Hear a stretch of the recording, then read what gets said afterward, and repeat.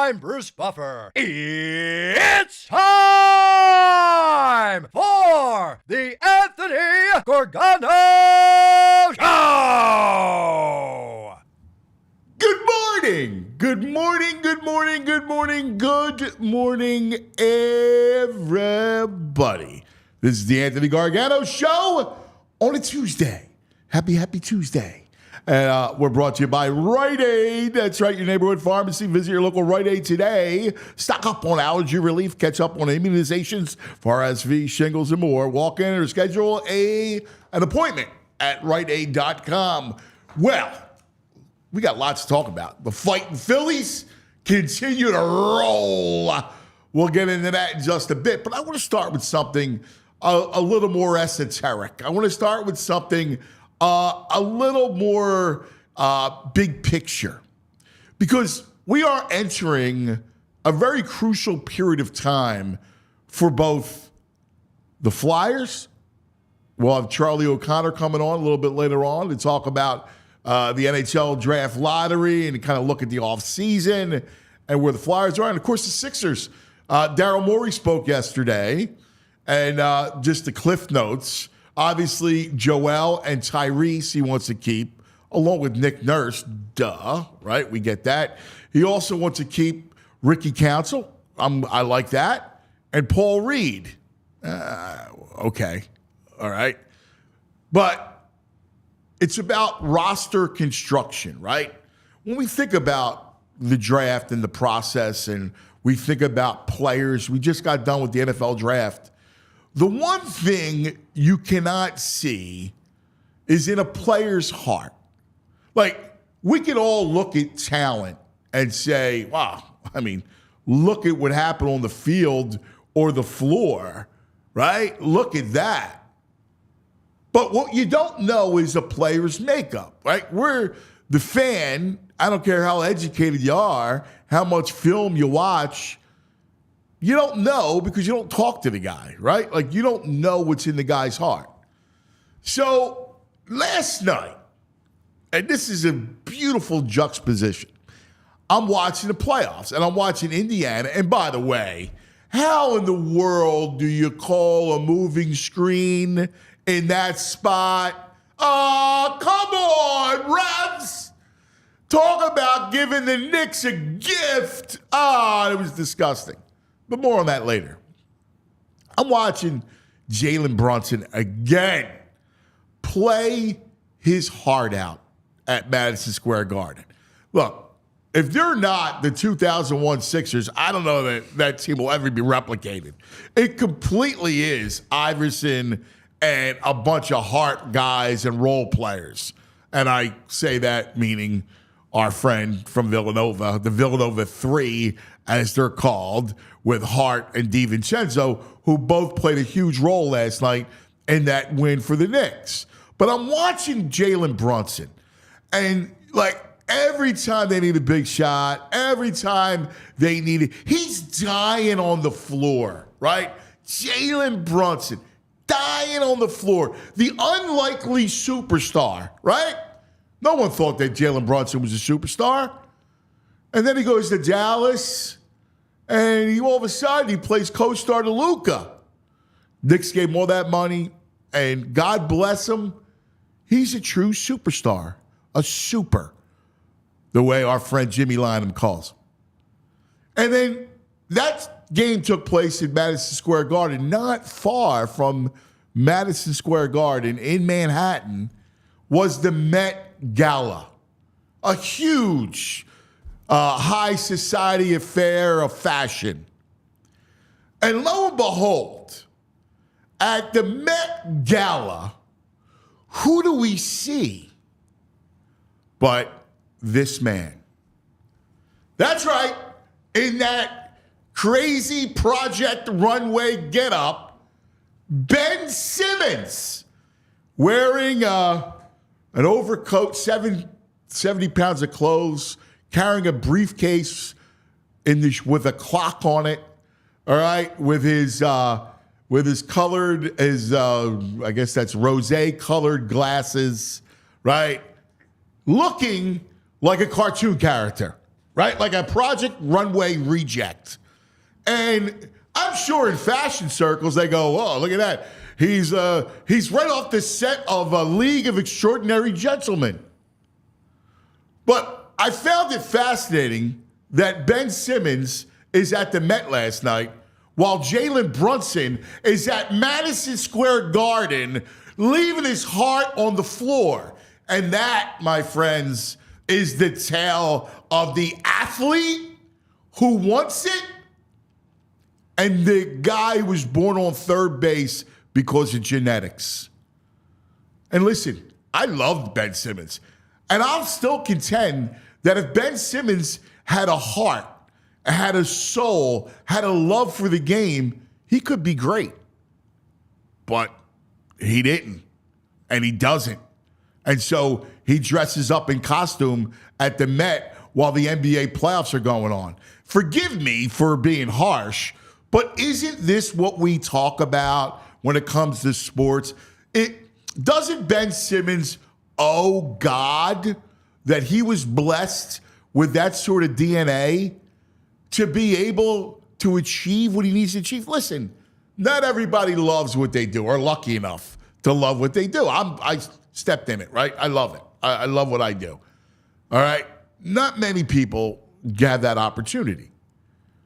You're blessed at 6'10" with amazing athleticism put together like a Greek god.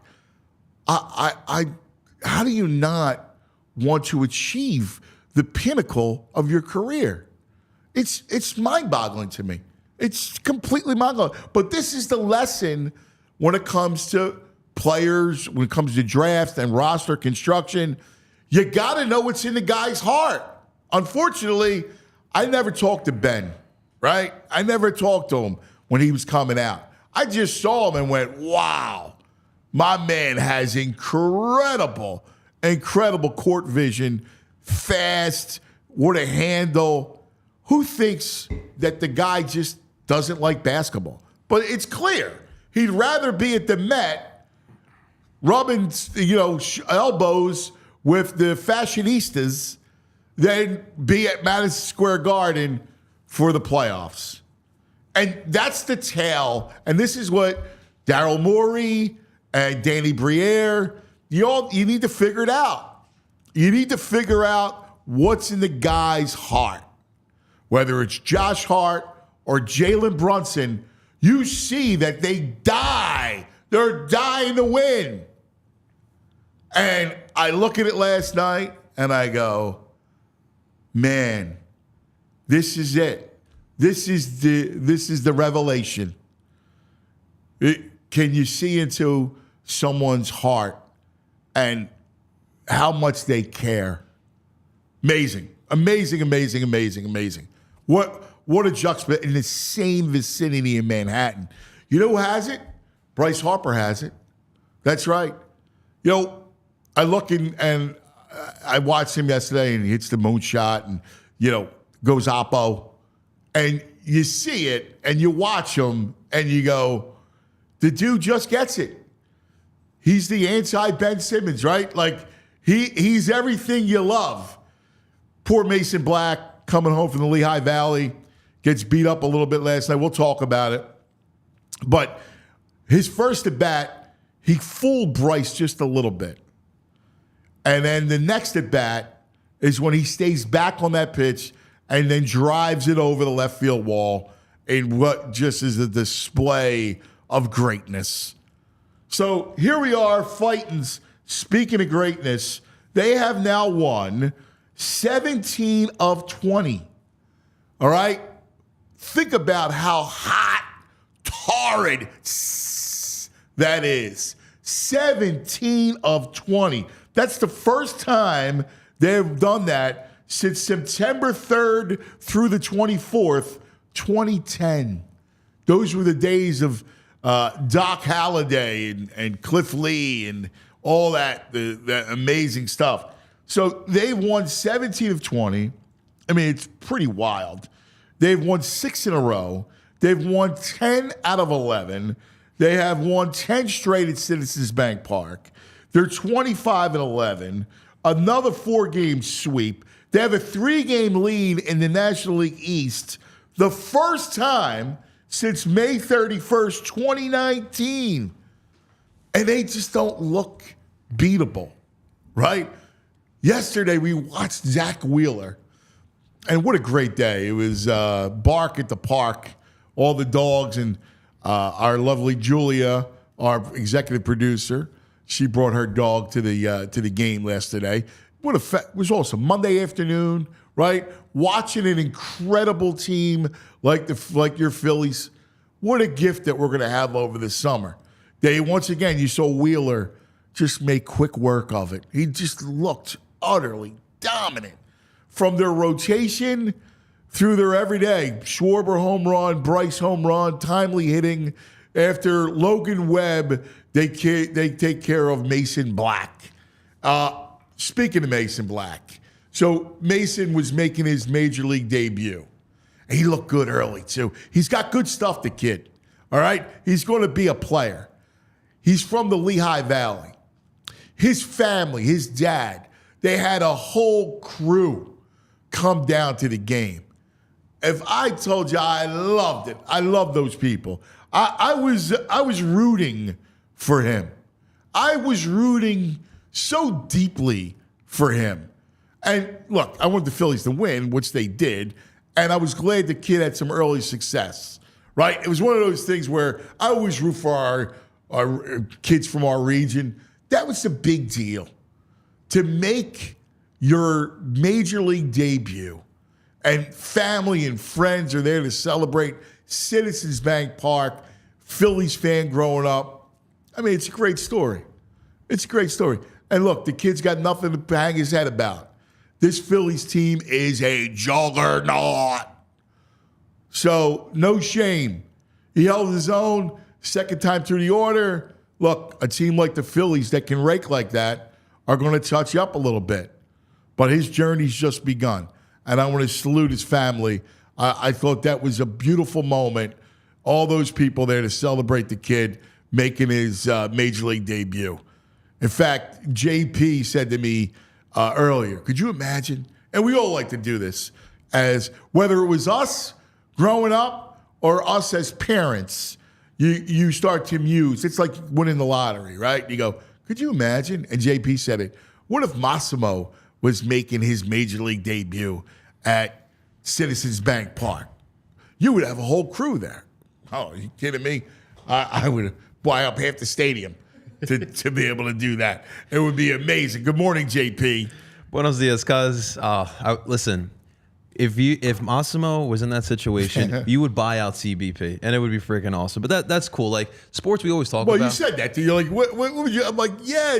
And you're allowed to dream. Yeah. It's not going to happen, but you're allowed to dream and think about it. And that's the beauty of it. Mason Black and that family, the kid's dream came true. There's a ton of terrific talent from our area. Our area between baseball and football. Oh, yeah. All right? And the Villanova 3 has really, you see our mark throughout Major League Sports. Yeah, I mean, obviously, listen, I don't bring up Zack Gallen, but Zack Gallen's the one that always comes here. He brings a big crowd out here as well. But it's really cool seeing Mason Black, especially with the family. They interviewed him. Oh, because you need to get his dad on here. His dad, you could talk some shop with him. He loves the baseball. He's unbelievable. Great interview. Well, I loved him.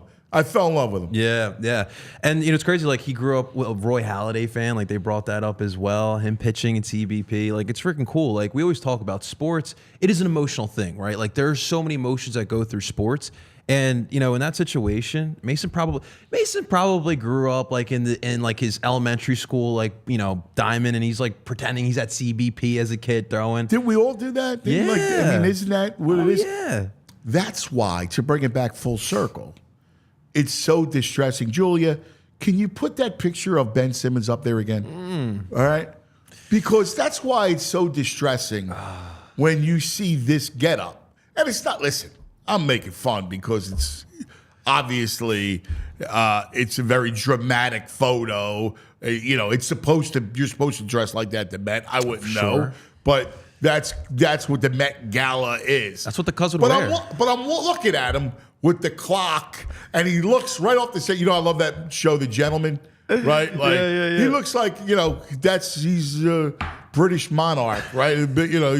He's a royal, right? He looks like, God bless him, right? But you think about this, JP, a cab ride away, or an Uber away now, in Manhattan, is the NBA playoffs. And here's Jalen Brunson, who is half his size, right? Like, Jalen Brunson is half of Ben Simmons' size. Yep. One guy is stealing from Brooklyn, and the other guy is leading the Knicks. And last night, listen, he saved them last night. So did Josh Hart and DiVincenzo. But the Pacers were about to pull the upset. He had to once again put them on his back. Yep. And I'm watching Brunson last night, and then that thing comes on my timeline, and I'm going, what? This is sports. This is like Philadelphia, like what we care about, and we got saddled. And that's why all this blame about Embiid has to stop, right? Like, he's unlucky. He's grown to be a dominant force, all right? Yeah, he gets hurt, all right? That's being unlucky. But he cares, all right?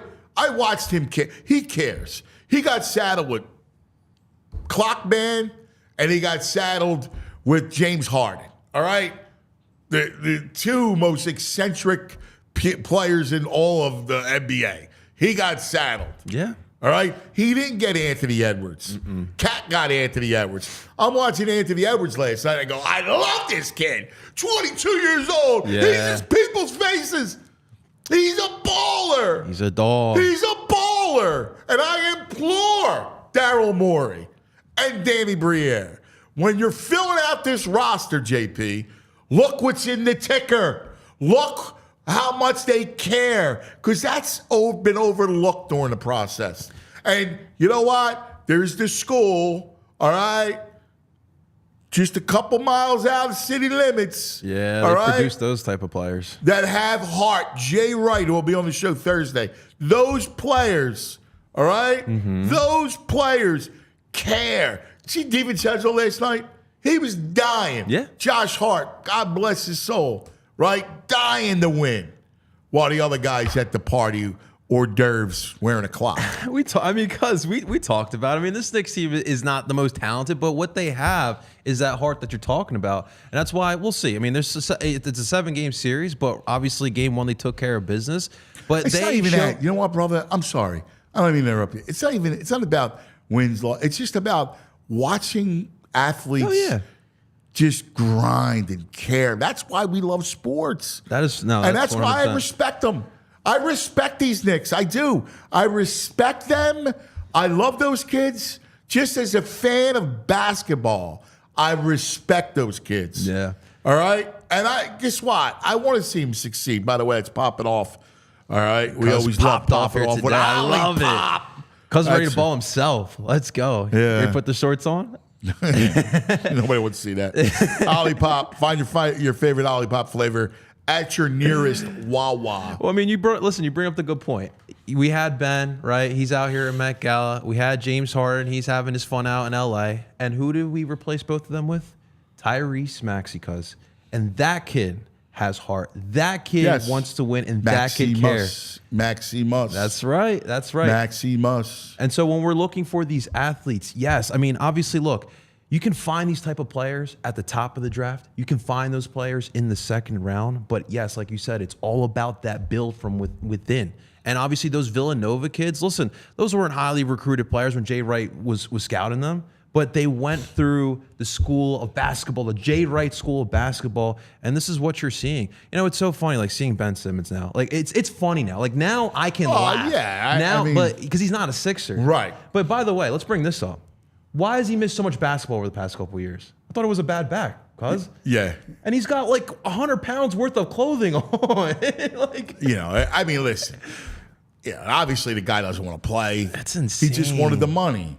Just wanted the money to live that lifestyle. I mean, that's just what he is. He just doesn't care about, like, he's just was born, and every once in a while you encounter someone that's a physical freak, right? That just hit the genetics lottery, right? You just win it. You're big, you're strong, but you don't really love the game. No. Like, clearly, he didn't love the game. Like, he don't want to care about the game. He loves the lifestyle. He doesn't love. And there's a lot of guys like that love the lifestyle, that love what it brings. But truthfully, like, what is he other than an influencer, right? Like, and a bad one at that. Because who would he influence? You would influence him not to play basketball. Like, you know what I mean? I can't wait to watch the workout videos this summer. Oh, the lab? Oh, man. Stay out of the lab. All right? I don't want to hear it. I'm sorry. It just struck me. I like, here's like Manhattan, and here's Madison Square Garden, and here's the Met Gala, right? He wants to be and at the I'm Met. watching the NBA playoffs, and I'm watching Brunson and Hart and DiVincenzo, and then I'm looking, and then later I'm watching Anthony Edwards. And by the way, they just never can't win. Minnesota will sweep them. That's a sweep waiting to happen. They're going to sweep them. That's crazy. Jamal Murray's not 100%. They're done. That's over. You got on this side, right, at the Met Gala is all the fashionistas and Ben Simmons. Benny boy, That's wild. It is absolutely wild. That's what gives me hope about the Sixers here, because like 2 years ago, I didn't think Minnesota was going to be in this situation where they're talking about sweeping the reigning champs. Did you? Well, what a great job he did, right? Like, if you look at what O'Connell, the GM, what they did, Gobert, and it's funny, that was another thing we got to discuss. We'll talk about that, yeah. We'll do that in the clubhouse. Yeah. They missed the game last night for the birth of his child. They still killed him. Oh, yeah. Yeah. That Nasreed baby. No, I mean, and Cat had a monster game. But if you look at like Karl Anthony Towns, right? Like, Cat was a guy who everybody thought had fleas. But then you give him, he's a 4, right? Because you bring Gobert next. So people said, that was a horrible move. You get Cat. Who would have thought? And then, it all revolves around Anthony Edwards. Yeah. Without Anthony Edwards, because he's the true dog. He's the true alpha on that team. Cat is a secondary guy. Yeah. Right? Yeah. Talented, great shooter for a big. But let's face it, it's Anthony Edwards' squad. And then a bunch of guys who play defense. And that was the big who part. are well coached. Yeah, that was a big part. It is his team, and it feels like everyone just circulates 22 around years him. old. Oh, my God, I love him. I'm not gonna lie. I did think that they were pulling another Al Horford, Joel Embiid when it happened, but their Cats and Rudy's game does complement each other very well. Yeah. And obviously Anthony is just playing his ball. It Yeah. is absolutely crazy. Yeah. Because we're talking a lot about competition. So let me tell you a little bit about Mortgage CS, because they are talking about competitive rates here, ladies and gentlemen. With today's real estate market, it's ultra competitive. Prospective home buyers, perhaps just like you, are missing out on opportunities to win the perfect home. But why? It's because you don't have Mortgage CS in your corner. That's right, ladies and gentlemen. It may be news to you, but the mortgage company you choose matters more than ever. And that's why you want to pick something. If you want to pick a mortgage company that has your back, and of course, like we always talk about here, you want to pick a mortgage company that's local, ladies and gentlemen, because Mortgage CS is based here locally. And of course, Ben Stucker is one of the biggest Philly sports fans that you know. He is the CEO of Mortgage CS. Ben. No, I was hanging with Ben the other night. Where are you now? Yeah. Talking a little hoops. Yeah, he's great. Yeah, I really enjoyed it. We had a nice dinner. Yeah. Yeah. That's awesome, cuz. Yeah. We absolutely love that. The real estate market is competitive, so you can rely on Mortgage CS to help you understand where you can be flexible in your offer to buy a home without taking any necessary risk. So like we mentioned, Ben Stucker, the CEO, is right there. Listen, I know that home buying right now, it can be a little bit scary. Obviously, prices are high, interest rates are high as well, but it doesn't hurt to at least start the process, right? Start trusting that process of your home buying experience. So right now, text Ben Stucker, The number is right at the bottom left of the screen here on YouTube, 267-391-7425. You can ask them any advice you may have, or any advice you may be looking for as far as home buying, or ask them about the Sixers. What do you think about Ben Simmons at the Met Gala? Pretty bad, right? Well, you can ask them there, or you can email Ben at mortgagecs.com, or go online right now, www.mortgagecs.com/PHLY to check them out or view their 370 plus perfect 5-star reviews by searching Mortgage CS right now. This advertisement is not a commitment to lend or extend credit. Mortgage CS is an equal housing opportunity mortgage broker. All loans are subject to a credit approval and certain restrictions may apply. Company NMLS ID 1467466. Visit mortgagecs.com for more information. And while we're at it, ladies and gentlemen, listen, summer is coming, guys. Shady Rays. Shady Rays, cuz. You wear your Shady Rays nice, dude. Oh, I appreciate that. Listen, I'm going to have them ready for the summer, cuz, because listen, down the Jersey Shore, that sun is beaming. So you got to stay prepared here, ladies and gentlemen, with your pair of Shady Rays. I wish I had my pair here today, but we'll get them for the next time, guys. But the best part about Shady Rays, guys, because, like, listen, I love high quality as well. Trust me, I love that too.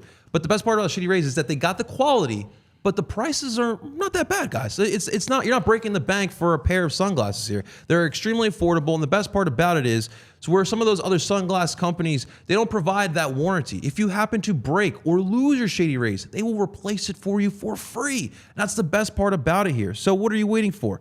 Exclusively for our listeners here today, Shady Rays is giving out their best deal of the season to prepare you for the summer here, guys. Head on over to shadyrays.com and use that promo code PHLY. It's at the bottom left of your screen again as well for 35% off polarized sunglasses. Try for yourself. The Shady Rays are rated 5 stars by over 300,000 people. So catch me at this Jersey Shore with my Shady Rays, and I better catch you with your Shady Rays as well, cuz. Oh, I like it, JP. That's right. All right, fun show for you today. We're going to talk some Flyers to kick it off with Charlie O'Connor in just a moment. Then, of course, the Daily Grind with the Brain. And then for the sit-down, Buster Olney. Of course, the great baseball analyst and reporter from ESPN. I've known Buster forever. And the Phillies are such a great story. We'll then do the Clubhouse. As we always like to find, VG is in Seattle. So we'll beam VG in as we hang out. But lots to get to today. So glad you're hanging with us. And, of course, the big story is the NHL Draft Lottery. That's presented by TrueMark Financial Credit Union. Check out TrueMark.com/PHLY or stop at your local branch to learn more about the credit union difference at TrueMark Financial today. From our All Flyers, All PHLY show, what a great job he does. You got to follow him, read him, watch him, you name it. Charlie O'Connor joins us. Charlie, good morning. Hey, Anthony, how you doing? Good to see you, buddy. So today's the day for the NHL Draft Lottery. I figure this is a perfect day to talk to you about just the direction for the offseason. So Flyers can get as high as number 2. First, let's look at this draft. Can you give me some of the top prospects kind of looking at this thing, any difference makers? Obviously, they need offense. Yeah, it's a good draft, actually. At least where the Flyers are likely to pick, I like this draft. Now, there's a very clear number 1. That's Macklin Celebrini. The Flyers are not going to get him, because there's no way he's not going number 1. And as you mentioned, even if the Flyers win the lottery tonight, the highest they can jump up is to 2. So they wouldn't get Celebrini. But after Celebrini, there is a tier probably from 2 to around somewhere between like 12 and 14. I would say 13. Some people would argue 14. Some people might even argue 15. But that second tier, all those guys are kind of around the same in terms of how they're generally viewed in front offices and NHL teams, in the sense that none of them are sure things. They all have some things they got to work on, but they all, in theory, have top of the lineup upside. So really, even if the Flyers do not win the lottery tonight and they end up staying, the most likely scenario is that they stay at 12. If you look at the numbers, there's about an 86% chance they stay at 12. There's about a 9% chance they drop to 13. And then there's about a 5% chance they jump to 2. So most likely they're staying at 12. But even if they stay at 12, they're going to get someone who's in that second tier. It's just that if you pick at 2, you have your choice of everybody. Whereas if you pick at 12 or 13, sure, you just kind of got to take whoever's left. But either way, they're going to get a really good prospect, I think. So when you look at the story of this offseason, right? Because you're watching the NHL playoffs, and I always get FOMO watching the NHL playoffs. Every year comes around, and it's just incredible theater. And of course, I root against Boston, and Boston just sticks it up my gigi. Right, like I'm the Maple Leafs. How many Game 7s are going to lose to Boston? It's incredible. And last night they come out and just absolutely destroy Florida. So how do you get back? Right, the path to building this thing, Jonesy and Danny Briere. That's the mission. What's the story of this offseason? Well, I think this offseason I'm expecting it to be. I'm not expecting a ton of big splashes. I think there could be a hockey trade or two. Maybe a guy on the roster they trade for a player who they think is better, fits this roster better. I'm expecting it to be a young player. Like, I don't expect them to trade away, one of their under 25 guys for a vet to try to sneak into the playoffs. I could see them trading away, a guy who's 24, 25 for a guy who's 22, 23, who they think has high-end talent and could turn into a better player than the guy they're trading. I could see that. In terms of what they need, I think this is more of a long-term question because I don't necessarily think it's going to be solved this summer. But what they have is a bunch of legitimately talented support players. Travis Konecny is probably the closest guy they have to a star. But even he's not the kind of guy who would be the star player, the guy on a Stanley Cup contender. They obviously have Matvei Michkov, who we'll see when he comes over. I saw the workout picture. I saw the workout. So he's working out, and he's got a Flyers T-shirt on, and you're like, wow. Like you're starting. Well, before we get to everything else, what do you think about it? Like, what are the odds that I know it's impossible to kind of forecast because you're dealing with Russia, but how do you think that plays out? I think they opened the door a bit for the possibility of him coming over next season. I'm not expecting it. I still think it would be a long shot.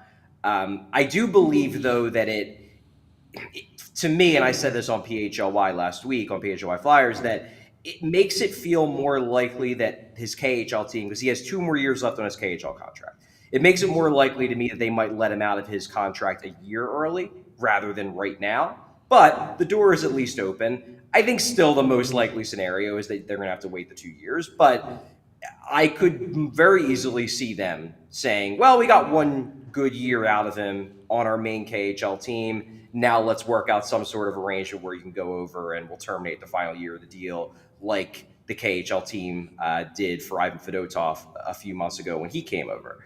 But yeah, I mean, Michkov, I view him as a potential superstar. So you've got one guy, you've got that guy. Obviously, he still needs to prove it. Who's the comp, Chow? The comp? Yeah. It's funny when I covered the draft last year, and Danny Briere was asked that very question. He had a fantastic answer, and his answer was, Michkov is the kind of guy that future Russia prospects will be compared to him. Like, it's not fair to comp him to a guy because he's that good. Like, if I had to give you a comp, I think probably the best comp in terms of best case scenario is like Nikita Kucherov, who scored like 1,000 points this year. Yes, so that would be really, really good. Cooch. Oh my God. But yeah, JP. I mean, he's the kind of guy where if he hits, you're comparing all the best Russia prospects to him for the next 10 years. Yeah, and it's funny because he's exactly who they need, right? Like when you think about that, they don't have a top line, right? So you need someone that can anchor a top line that can just put the puck in the net, and that's That's what gets you so excited about him. Yeah, so you got Mitchkov coming, whether that's this year, next year, or the year after. He's going to be here. One thing about that workout today that it shows is I don't know when he's coming, but it's clear he wants to be a Flyer. He's working out in Flyers gear. That sends a message like, I want to be in the NHL. So you got him. That's one piece. I do think that ideally you need that number one defenseman, and more than anything, you need that number one center. And that's where you're hoping this draft provides that, because there are a lot of really good defensemen in this draft that have number one defensive potential. And there are a few centers who, not as many, obviously Celebrini's one, but they're not going to get him. There are a few centers who could have that kind of upside.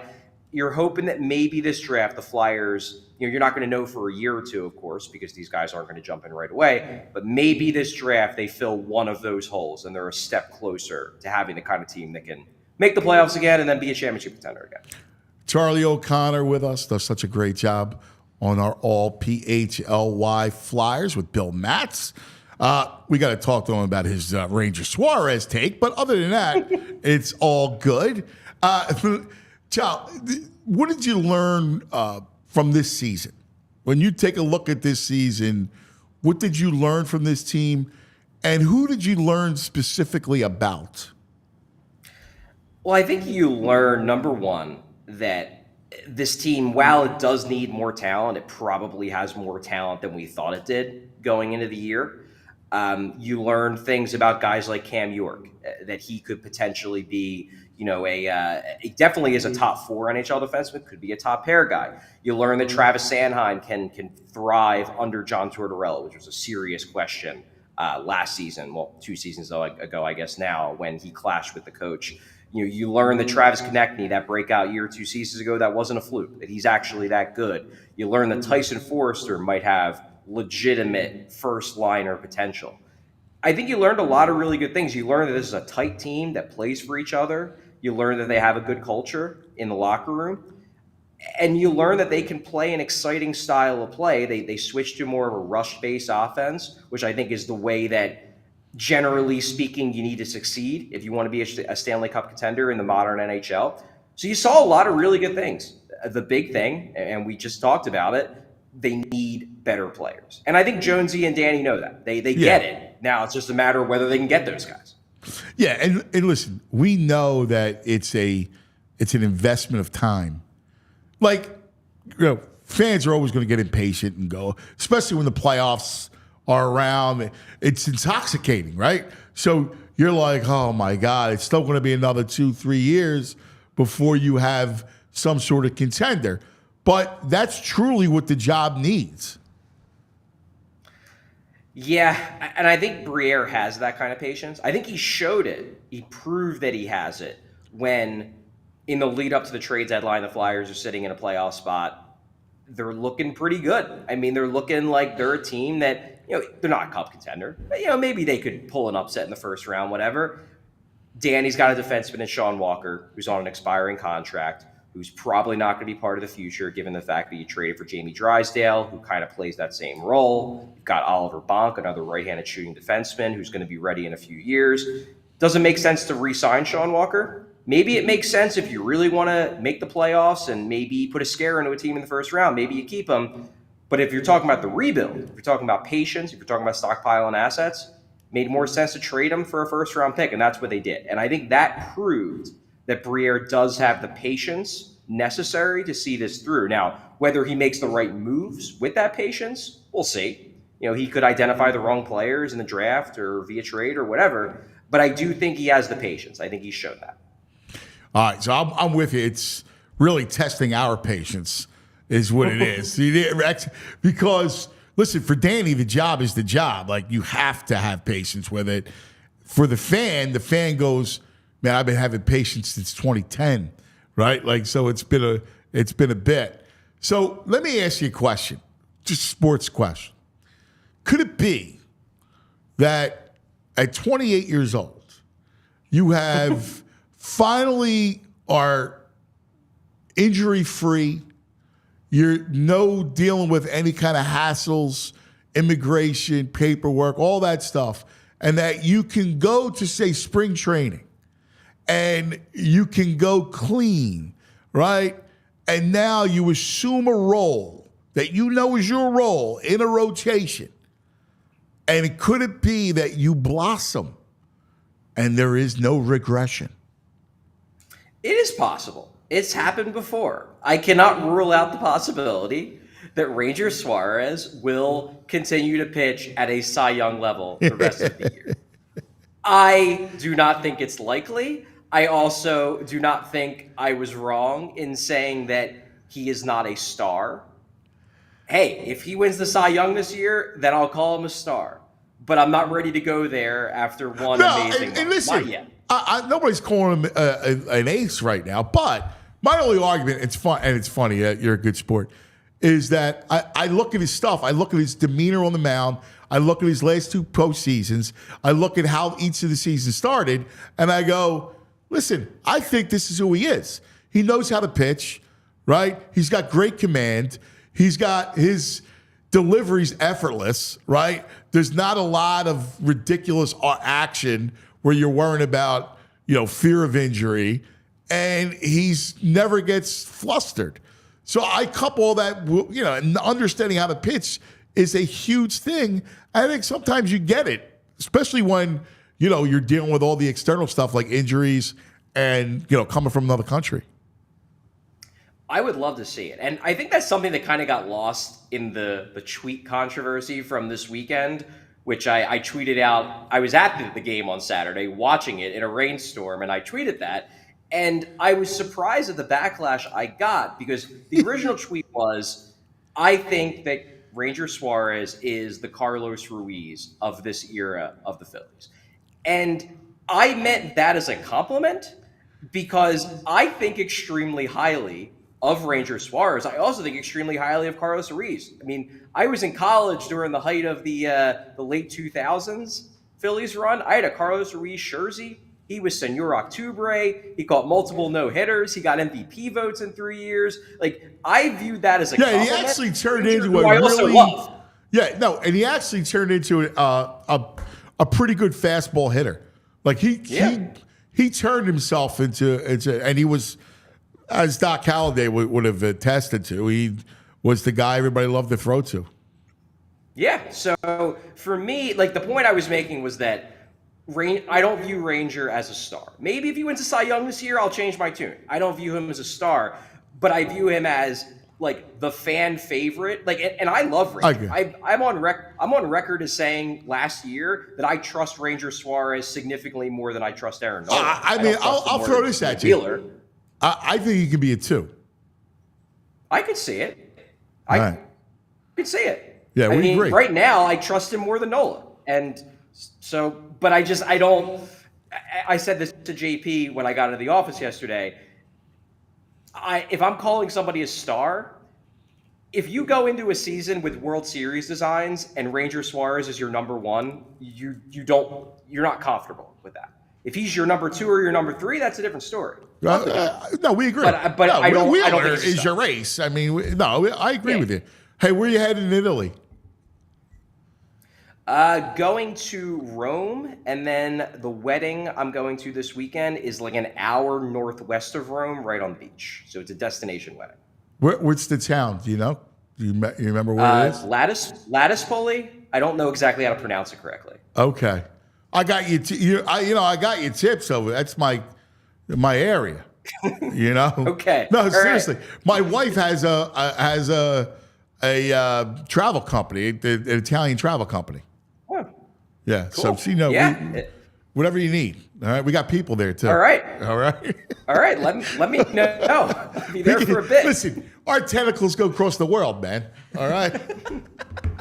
Hey, listen, we love you, buddy. You're the best, man. Have a great trip. Enjoy your vacation. Well deserved, bud. Ciao, Charlie. All right. Thanks so much, Ant. Thanks, JP. See you, buddy. I like your little ciao accent. Ciao. Ciao, Charlie. That's very good. Well, yeah, you have that perfect accent. You can roll your R's.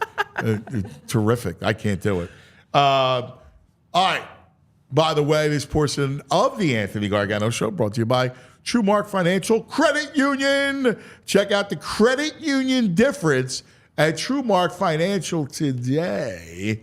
Now it's time for the grind and the brain. Brain! Brain. Brad the Brain Feinberg. Hello, brain. You know, it's funny. I just, Anthony, looked up Carlos Ruiz because I love seeing when you have the guests on and you guys are talking about. I always get nostalgic looking at these things. You know, Carlos Ruiz had 3 straight years, Anthony. He came in the top 28 of MVP voting. 3 straight years. I mean, I'm not saying top 28's like, Barry Bonds, but, Right. I'd still, you wouldn't probably have thought 3 straight years. He had a 17, I think a 21 and a 28 in a 3-year period. I think it was like 2000. No, Chooch, listen, Chooch was a great catcher. Like he was, like that's a role player, right? Like Chooch was a terrific role player. He had a really good career. He had an OPS in that 30-year run of 936, Anthony. Yeah. Which is phenomenal. I mean, that's like Hall of Fame level. Only 1 year out of a 12-year career. Well, that was you the get year, my point. He was funny. a good player. He really became a good fastball hitter, and it was that was the year. And people were wondering, a great team. hey, well, that was a great era for the Phillies. Will it keep up? See, we were arguing. Charlie was trying to say that Suarez will have some sort of regression. Because, listen, you and I, we always talk about this when it comes to baseball. And we talked about it last year with Trey Turner. Like, it's the whole back of your baseball card theory, right? Baseball's a game of math.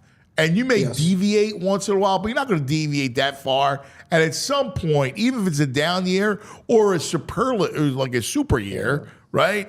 You're going to go arcing toward one or the other. Ranger at 28, I don't think the back of the baseball card does him justice. Like, he had injury issues. He had immigration issue or the paperwork issues. And he now has a role. Like, he solidified himself as part of the rotation. So I think what you're seeing now is real from Suarez. Well, it's interesting. They're my favorite players ever, different sport, but letting you know that you never know when a guy's just going to, quote unquote, get it and become great. How many years was Rich Gannon a below average quarterback before he became an MVP? And he played an MVP level, Anthony, like 4 or 5 years in a row, if I'm not mistaken? Yeah. And I want to say you really had 2 different careers. The first 6, 7 years, you're like, all right, he's a backup. And then the last 6, he was like, and again, he once was he a goes top to the 5 Raiders, quarterback. he goes to the Raiders and he wins the MVP that year. They go to the but he had more than one good year. He was not just a 1-year hit wonder at all, Rich Gannon. He had multiple good years. So my point being, though, I'm not comparing him to an MVP, but what I'm saying is with Ranger, sometimes it takes someone 3, 4, 5, 6 years, and then they fall into like maybe a 4 or 5 year pattern where they can be an all-star. I don't think it's off the table. What's different, though, with the quarterback, and you already prefaced it by saying it's apples and oranges, but like so when he gets to the Raiders – he has amazing offensive line. So my buddy Lincoln Kennedy, you had to go to the show with him. Yeah, so Link was on that line, and that line was a great line. Now Rich didn't have, Gannon didn't have that, right? Like he never had that line. You get there, and it's a West Coast offense. It really kind of fits who you are as a quarterback. System, man, system's everything in football. Yeah, no, it is. And obviously he had the right coach. And obviously Rich is an intelligent guy to be able to process stuff at a level where he had the intelligence on top of, and you're right, but when you have a good offensive line, it raises your IQ quite a bit, doesn't it, if you're a quarterback? It makes you a lot smarter, a lot better. It's amazing when you have a good offensive line, how much better you look as a quarterback. So last night, did you see, we got to show you this. I think I know what you're talking about, but go on. Ben Simmons? At the Met? No, I thought because I'm going to get into the basketball. Okay, all right. I'm still upset but about I'm obsessed with this picture, Jules. Can you put that up to show the brain? I can't wait to see this. This is Ben last what night. Is that Dracula? Dracula holding a clock briefcase, man. What on God's? Oh my God! Yeah, I think that's phenomenal. Extraordinary gentleman. So Ben Simmons. So there it is. That took place at the Met Gala in Manhattan, not far from the Met Gala is Madison Square Garden. And that's where the true basketball player Jalen Brunson shows up and puts the Knicks on his back. Now, that call was a joke. How in the world can you that's what I think you're referencing. It is. How in the world can you make that call on that screen? It was a ridiculous dive. Well, first I say that Ben Simmons, that's like a mic drop, right? Where you there's nothing you could, like that, Ben, I give you credit. That was awesome. I couldn't beat that if I tried. But look, the game itself, Anthony, I watched the entire game. It was a good, enjoyable game. And Indiana really should have won. I'm sure that every one of the Knicks fans will tell you the same thing. It's just amazing, Anthony. You know how the Patriots fans felt with Eli Manning? They had a horseshoe stuck up as you know what? I feel like this Knicks team has horseshoes, referees, every possible thing that can go a team's way goes this team's way, except for that one Game 5 against Philly. I don't think I've ever seen a team get more lucky breaks. I got to tell you, I can't stand it. I cannot stand watching them. They get every single again, they defy math. I'm a math person. I'm a reason person. I need things to go the way they should go. That's what I like. Watching the Knicks play, I don't think I've ever seen, Anthony, except in the college women's final, was it the semifinal when they called that moving screen? Yes. If I remember the Iowa game? Yep. I think it was Iowa, if I'm right. Yeah. But this, at least Dad actually thought it was a foul. This, if you call that a foul, now I was glad they showed it on. In the who makes that call? A, in that spot. A, it's not a foul. But B, Not even close. How could you call that whistle in that spot? You want to talk about home cooking. Oh, it was disgusting. My God, that was home cooking from scratch. And they go look, if you can go to YouTube, there was 55 seconds to go right before when they called the kick ball that was going to be an easy layup for Indiana, which was another blown call. Dante DiVincenzo did what and you can't Turner that, did, by the way. except on steroids. He literally bumped the guy away right before. Yeah. Again, would I have called that? No, I'm not calling any of that garbage. Okay, I'm not this. But that, if there was a degree of fouls, Dante's would be 5x what Turner's was. Okay, and they didn't call Dante's, which they shouldn't have. I'm not saying they should have. But to call that foul in that spot, again, I'm the most non-conspiracy person on the planet. I will never say, except for Tim Donahue, I get it, but I don't believe those things happen. But I will tell you this, when I see something like that and someone wants to say that to me, I can't completely dismiss it because I'm like, how is that? How do you do? I mean, that's like Frank Drebin in The Naked Gun when the ball is right down the middle. Ball? It's like, what are you doing when you're calling? When you're calling that a foul? Completely. You're saying I'm nervous. Indiana's going to win the game. Again, I don't truly deep down think that's what it was, but again, when I see stuff like that, I'm like, what's another possible explanation? No one calls that foul. No one. We talked yesterday. I told you I liked Indiana in did? Game 1. And it played out exactly how I thought. In fact, it's a shame because they should have won the game. Even that call, 100%. They had a couple times where they had some margin and they just couldn't put it away. Brunson. Brunson and Hart back to Villanova.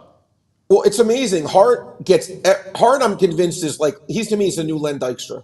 He's just that guy that is just a pain in the you-know-what. You can't stand him when he's on the other team. He gets every rebound, every loose ball. He needles you. He bumps you. First of all, the guy, how tall is he, Anthony? 6'5", 6'4". He plays like he's really 7'6". 6'4.5", yeah.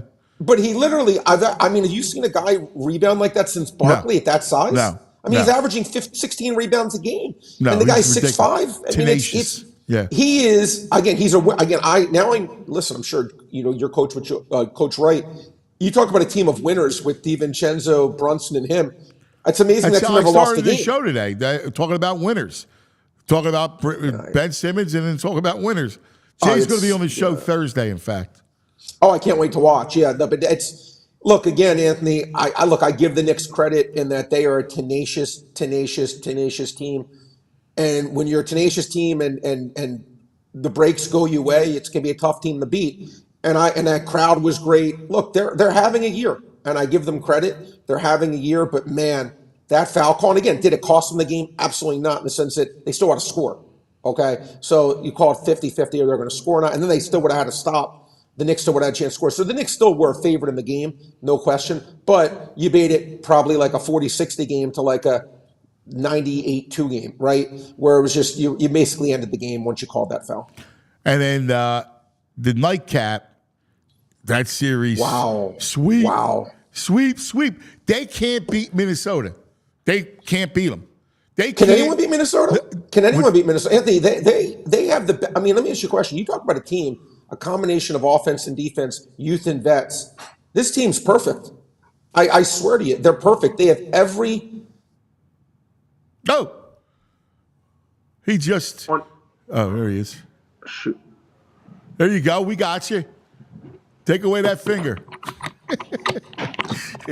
We got you, Brad. Well, we had you.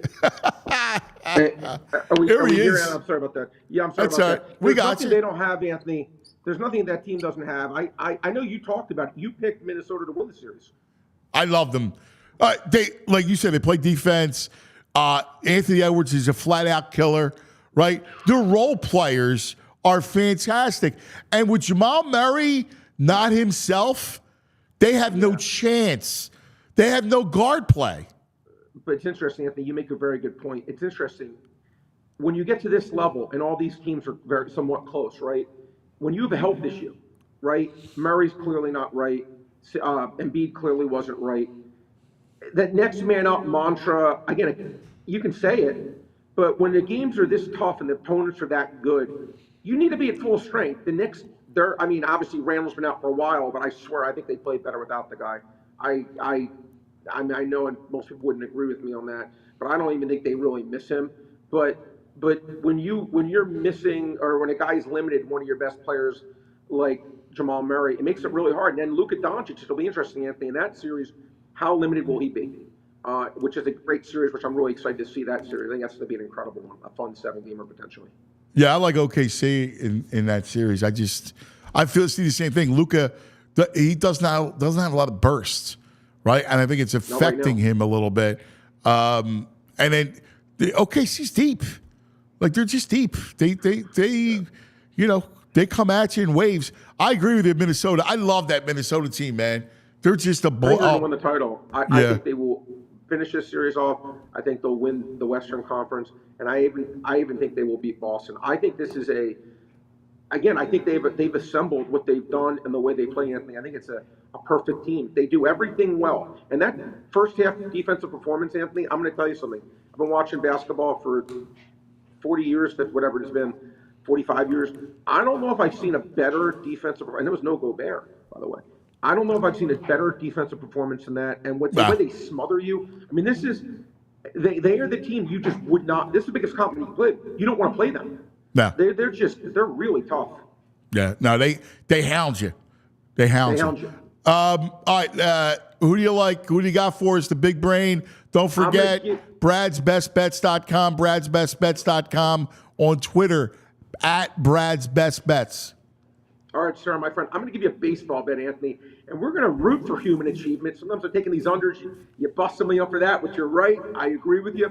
But I'm going to have a fun bet today. I'm going to take Kyle Tucker, Houston Astros, Anthony, to get an RBI. He's plus $1.88 on the Park site. Let me look at my numbers here, Anthony. He's 81 and 110 the last 2 years. 81 and 110, which translates to closer to plus 135. We're getting plus 188. Lewis Gill's actually pitched well this year so far. But Kyle Tucker is a man. He's arguably, Anthony, the best hitter in the American League. Okay, so he's right there. He's along with Yordan Alvarez. Yeah, that's the thing. They have that's a team that has. Look, that's why they won World Series and been in 7 straight. Yeah, ALCITY. that's ridiculous. But Kyle Tucker is the man, and plus $1.80, too high of a number. I like it. And I'll give you 2 in the NBA, my friend. We're going to take Jason Tatum, Anthony, and we're going to root against human achievement. Plus, we can root against the Suns. How fun is that? Under 9.5 rebounds, my friend. 50 and 24 this year. Now you say, well, Brad, there was no Porzingis. Well, in the 22 games Porzingis didn't play, he averaged 7.2 rebounds. Again, 9.5. He's gone over 2/3 of the time. He doesn't even get that much of a minutes bump because he's already playing a ton of minutes. Plus, they're going to blow them out, so his minutes That's another part. His minutes could be limited because it could be a blowout. And then I'll give you one last one, Anthony. Jalen Williams, great player for OKC, but he's a great player. Under 5.5 rebounds, 31 and 5 his last 36 games, 57 and 14 overall to under 5.5 rebounds. Even with this projected minute bump, which I gave him, he's closer to a 4.5 guy, not a 5.5 guy. Jalen Williams, OKC, under in rebounds. I love it. The brain. We love you, buddy. Keep it up. Appreciate you. the brain. Daily Grind brought to you by Bet Parks and the Bet Parks Sportsbook Casino app. All right, coming up, I can't wait to talk to him. An old friend who is terrific. He is Mr. Baseball, one of the greatest analysts and reporters. Buster Olney from ESPN will join us. But first, let's talk about a couple things. I got to talk about Butcher Box. I love Butcher Box. Now, you know, Baldy and I do the meat locker, and for all of our football stuff. I have two boys, all right? I got an 11-year-old in Massimo, all right? I got a 14-year-old in Anthony. Anthony was working out yesterday because he's got to get ready for training camp. Moss, of course, will have another baseball tournament, Mother's Day this weekend, right? And they eat, and they eat, and they eat. And so this is why I love Butcher Box. Meat, all right? They're carnivores, and I get 100% grass-fed beef, free-range organic chicken, pork raised crate-free, wild-caught seafood that I'll make with pasta for them, all right? It's amazing. Humanely raised, no antibiotics, no added hormones. This is great food. I worry about food, and my wife and I feeding our kids, and this is where Butcher Box is unbelievable. They have a variety of high-quality cuts at just an amazing value. Exclusive membership deals, man. Recipe inspiration, guides, tips, hacks. They got it all, the Butcher Box. Absolutely love it. Check it out. Butcher Box. This is a great offer. New users get free meat and $20 off your first box. Join today using butcherbox.com/PHLY. Use that code PHLY. Get this exclusive offer today before time runs out. All right, well, listen, cuz got you with all the meats, all the protein. I need my carb lovers. Where my carb lovers at? Because we're going to talk about Bagels & Co., ladies and gentlemen. That is right. Bagels & Co., it's my favorite spot for breakfast, ladies and gentlemen, because listen, just like any other Philadelphian, we love our bagels. We love our carbs in the morning. And that's why we have Bagels & Co. Brooklyn-style bagels, but they're made with that Philadelphia love, ladies and gentlemen. And listen, in this day and age where everything's so expensive, the cuz just told you, feeding a family is tough these days. Well, Bagels & Co. has us, ladies and gentlemen, because they have the affordable prices with this inflationary day that we are living in. And best part about it is that these bagels are huge, guys. These are humongous style bagels here, and they have a large variety on a day-to-day basis, 15 to 20 different types of bagels to select from. And with that, large variety of cream cheese and schmears. That's why they have 30 different types of cream cheese and schmears to select from on a daily basis. And again, the best part about it is they are affordable, ladies and gentlemen. So what are you waiting for? You got time still. Get your breakfast on here today. Head on over to thebagelsandco.com/store locator. You can find your closest Bagels & Co. here today. Maybe we'll find you there too. Thank you to our friends over at Bagels & Co. You got it, JP. This portion of the Anthony Gargano Show brought to you by the Bet Park Sportsbook and Casino app as we reach 10 a.m. across the Delaware Valley. Joining us, one of the great baseball people. Man, he does such a wonderful job. And with the Phillies playing so hot, and let's take a look at MLB with the great Buster Olney from ESPN. Buster! Good to see you, man. Hey guys, I'm trying to hear ya. You got me? How about now? Do you have us? I am not hearing you. Buster. Anthony, I'm not hearing you. All right. Buster, you want to try to help? Jules, you want to try to help Buster? We will, but I'll tell you what. Producer will call you, all right, to try to get you on. My man, here he is. Oh, we go way back. I used to cover baseball. I was at the New York Post. Buster was at the Baltimore Sun, JP. Was he now? Yes. And so I was covering the Mets, and Buster was covering the Orioles. And we used to, the baseball, right, like the whole community, same thing, because I got involved with a lot of different, at the Post, I did everything. I loved it, right? So I would cover any sport. Mm-hmm. And you get to know everybody, like the guys who are on the beat and the whole thing. And a lot of the guys made a career out of it. Jim Salisbury, right? Baseball, right? We worked together in New York. Oh my God. Buster. A lot of, in fact, Buster and Ken Rosenthal was Kenny was at the Baltimore Sun. Oh my God. Buster was at the Post, the Washington Post. He was in Boston. He was at the Globe. There was a lot of fun. There was all those. We all came up together. He now has a place in Montana. Oh my God. That's fun. Yeah. He had a cheese farm in Vermont, and now he's in Montana. Look at that. I don't know if I can do that. You need to be close enough to the city. I think we got him. He smiled. There he is. Let's get him back. Let's talk to him. Buster! Hey, what's happening? I hope you can hear me. There's I something got going on. you. I apologize. No, were you kidding me? So wait, before we get into this, you sold Vermont? No. So, first off, life happens, right? So I, grew up in Vermont. I have all my family's in Vermont. My little sister owns a dairy farm that I grew up on. I went through a divorce about 3 years ago, and I moved out to Montana. My best friend from high school, she was going through cancer. The same time I was going through a divorce. She's totally fine now. We had never dated, but now we're together. After we've known each other since high school, right? She's a superstar professor out here in Montana. What a beautiful story! Pretty cool. Oh, that's awesome. Pretty cool. We've been so friends. happy We actually for you. spoke at each other's weddings, believe it or not. Really? Yes. Oh, that's amazing. Oh, God bless you, brother. I'm so happy. I'm happy for you. How's Montana? I mean, you've always been on the East Coast, and now you're in Big Sky country. How's that been? It's beautiful. It's so gorgeous to come back here. I was at the game on Sunday night, and then to fly back here yesterday and to go over the Rocky Mountains and land in Bozeman. As soon as I'm done with you, I'm going to take my dogs out on one of the mountains here to go for a hike. It's so beautiful, and it's closer to what I grew up with for sure. Yeah. Growing up in Vermont, where you're outside all the time and you're working all the time. I loved my time in Westchester County, but hey, the first time I was out here, Liz said, we were going through traffic and she was complaining about it, and I'm like, no.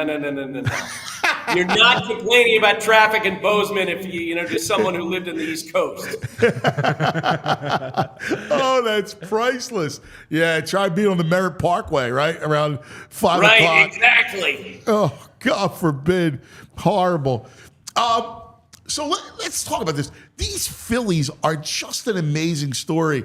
And I was like watching you Sunday night. I'm like, I gotta call him. I gotta hear what he thinks about this iteration of this Phillies team.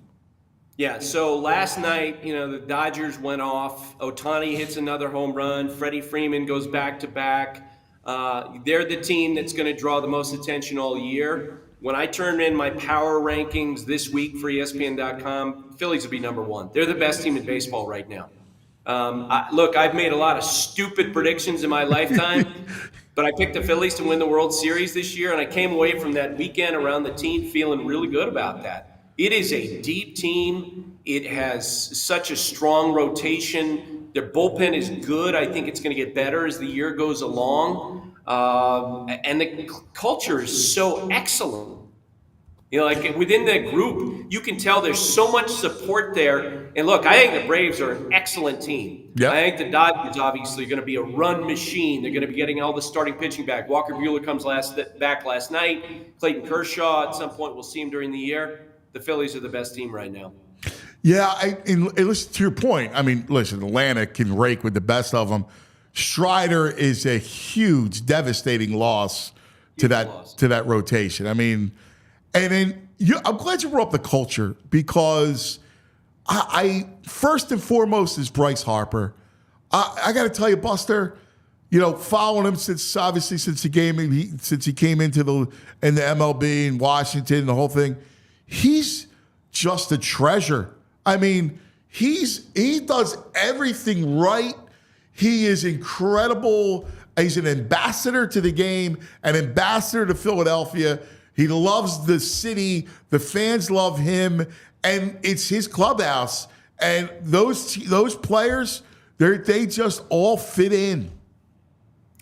I would agree with you. You know, when Harper signed with the Phillies, that 13-year contract, and we heard about how he didn't want opt-outs in his contract. He thought of it as a marriage, and he wanted to stick with the team. And when I first heard it, I'm cynical like you. I've been around a lot of players, around a lot of agents, and I'm like, yeah, right, that's Scott Boras speak. It's not true. I wasn't buying it at all. It's absolutely played out this way, you know. And the cool thing about it in our jobs is that we get to meet these guys when they're teenagers, right? And then we see them grow as people. Bryce has grown so much as a person, you know, gone from being a teenager on the cover of Sports Illustrated to now being a dad, you know, to understanding the responsibility of his position and the platform that he has.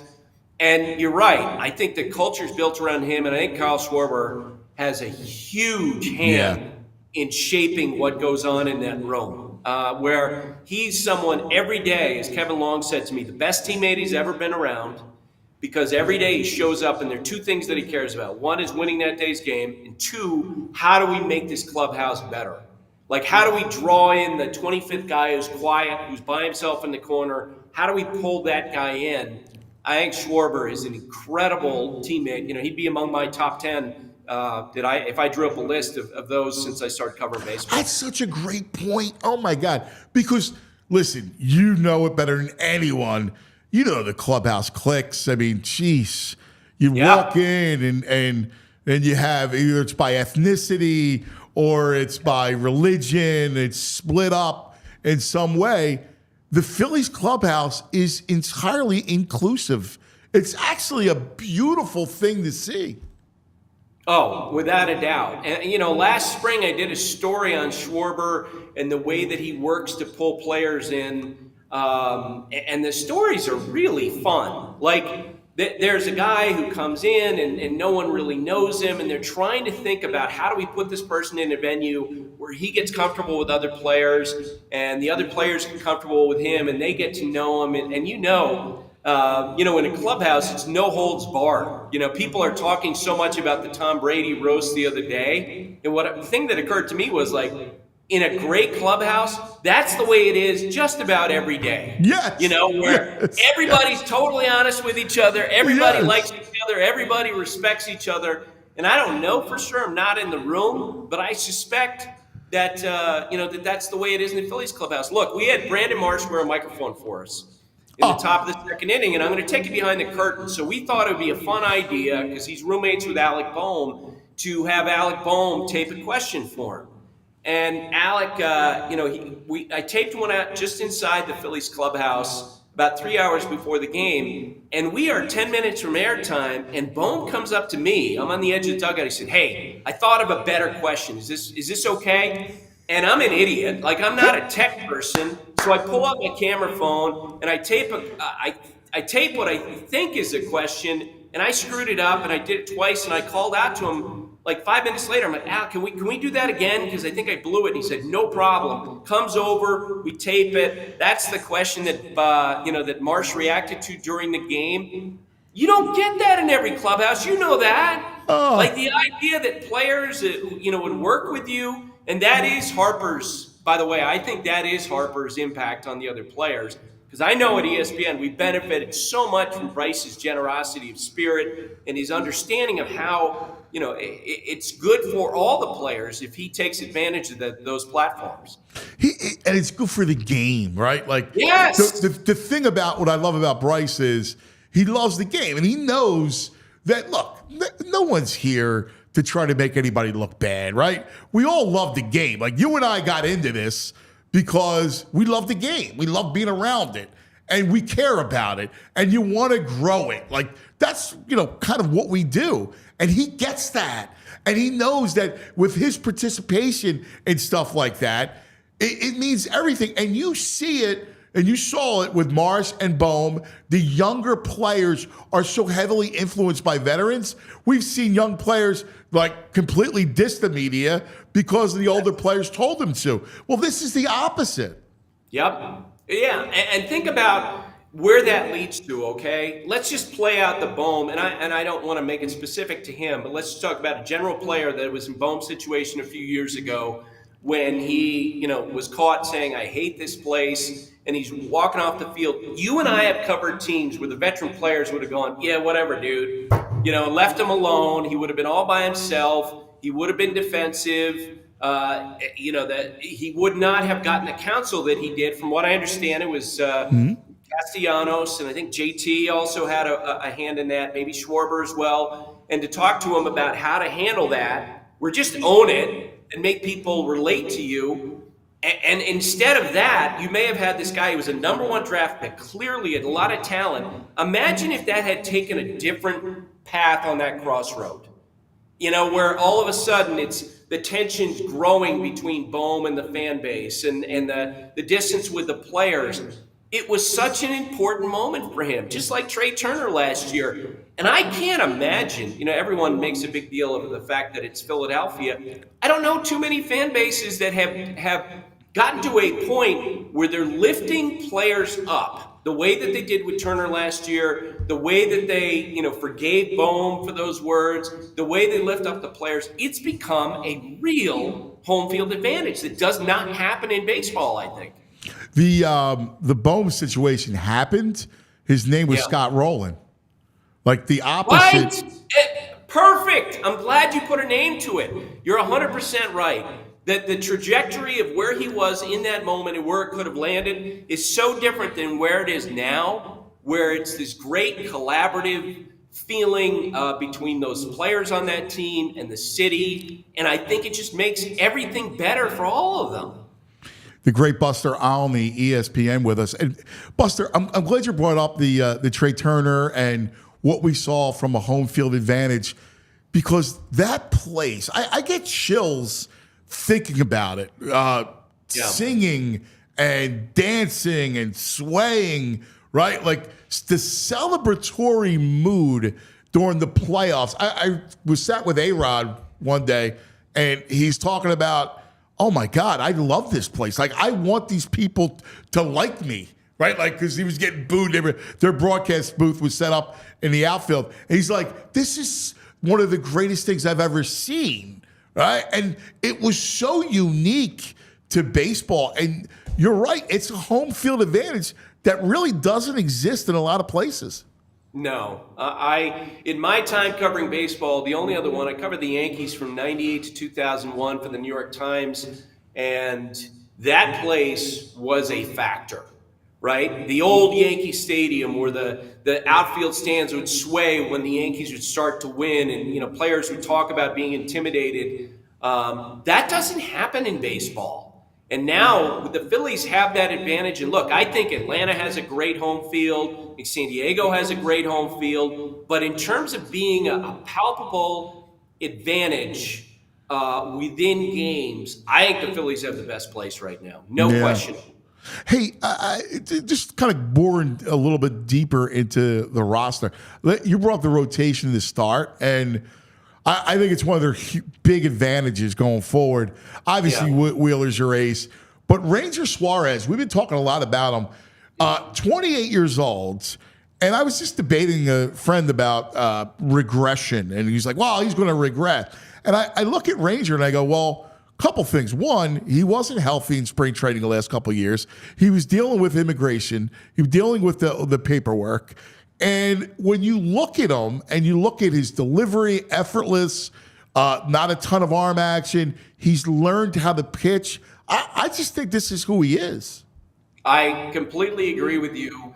He reminds me of, in terms of his on the mound demeanor, of a left-hander with command and presence of David Wells, a pitcher who I covered, because he just seems so calm. Like in all these situations. And I think, as David Wells did, he's going to grow as time goes along. Look, I have a fantasy baseball team that I do with my 20-year-old son. He's at Hofstra. And we have a kind of a Jerry Jones, Jimmy Johnson relationship. Like, we're going at it all the time. And I told him before the season, I'm like, you got to take Ranger Suarez. This is someone who has been good, but this year he's going to go up next level. And you could see that in those big moments last year. And my son was like, no, I don't think so. He's a Braves fan. I think he wasn't giving him credit. And now, Jimmy Johnson, me as Jerry Jones, the old one, I'm going to be coming down on him because he didn't take Ranger Suarez. Let's go, Jimmy. Come on, Jerry. Get on him, man. You're right. Yes. You're keen eye. You've seen so many prospects come and go. He's got to listen to Dad. All right? No, he doesn't. You know that. That's how a father-son relationship was. When he was like 15, he was interested in a player in fantasy baseball. And I walked up to the player in spring training, and I said, "Hey, how's that knee coming, or whatever the injury was, right?"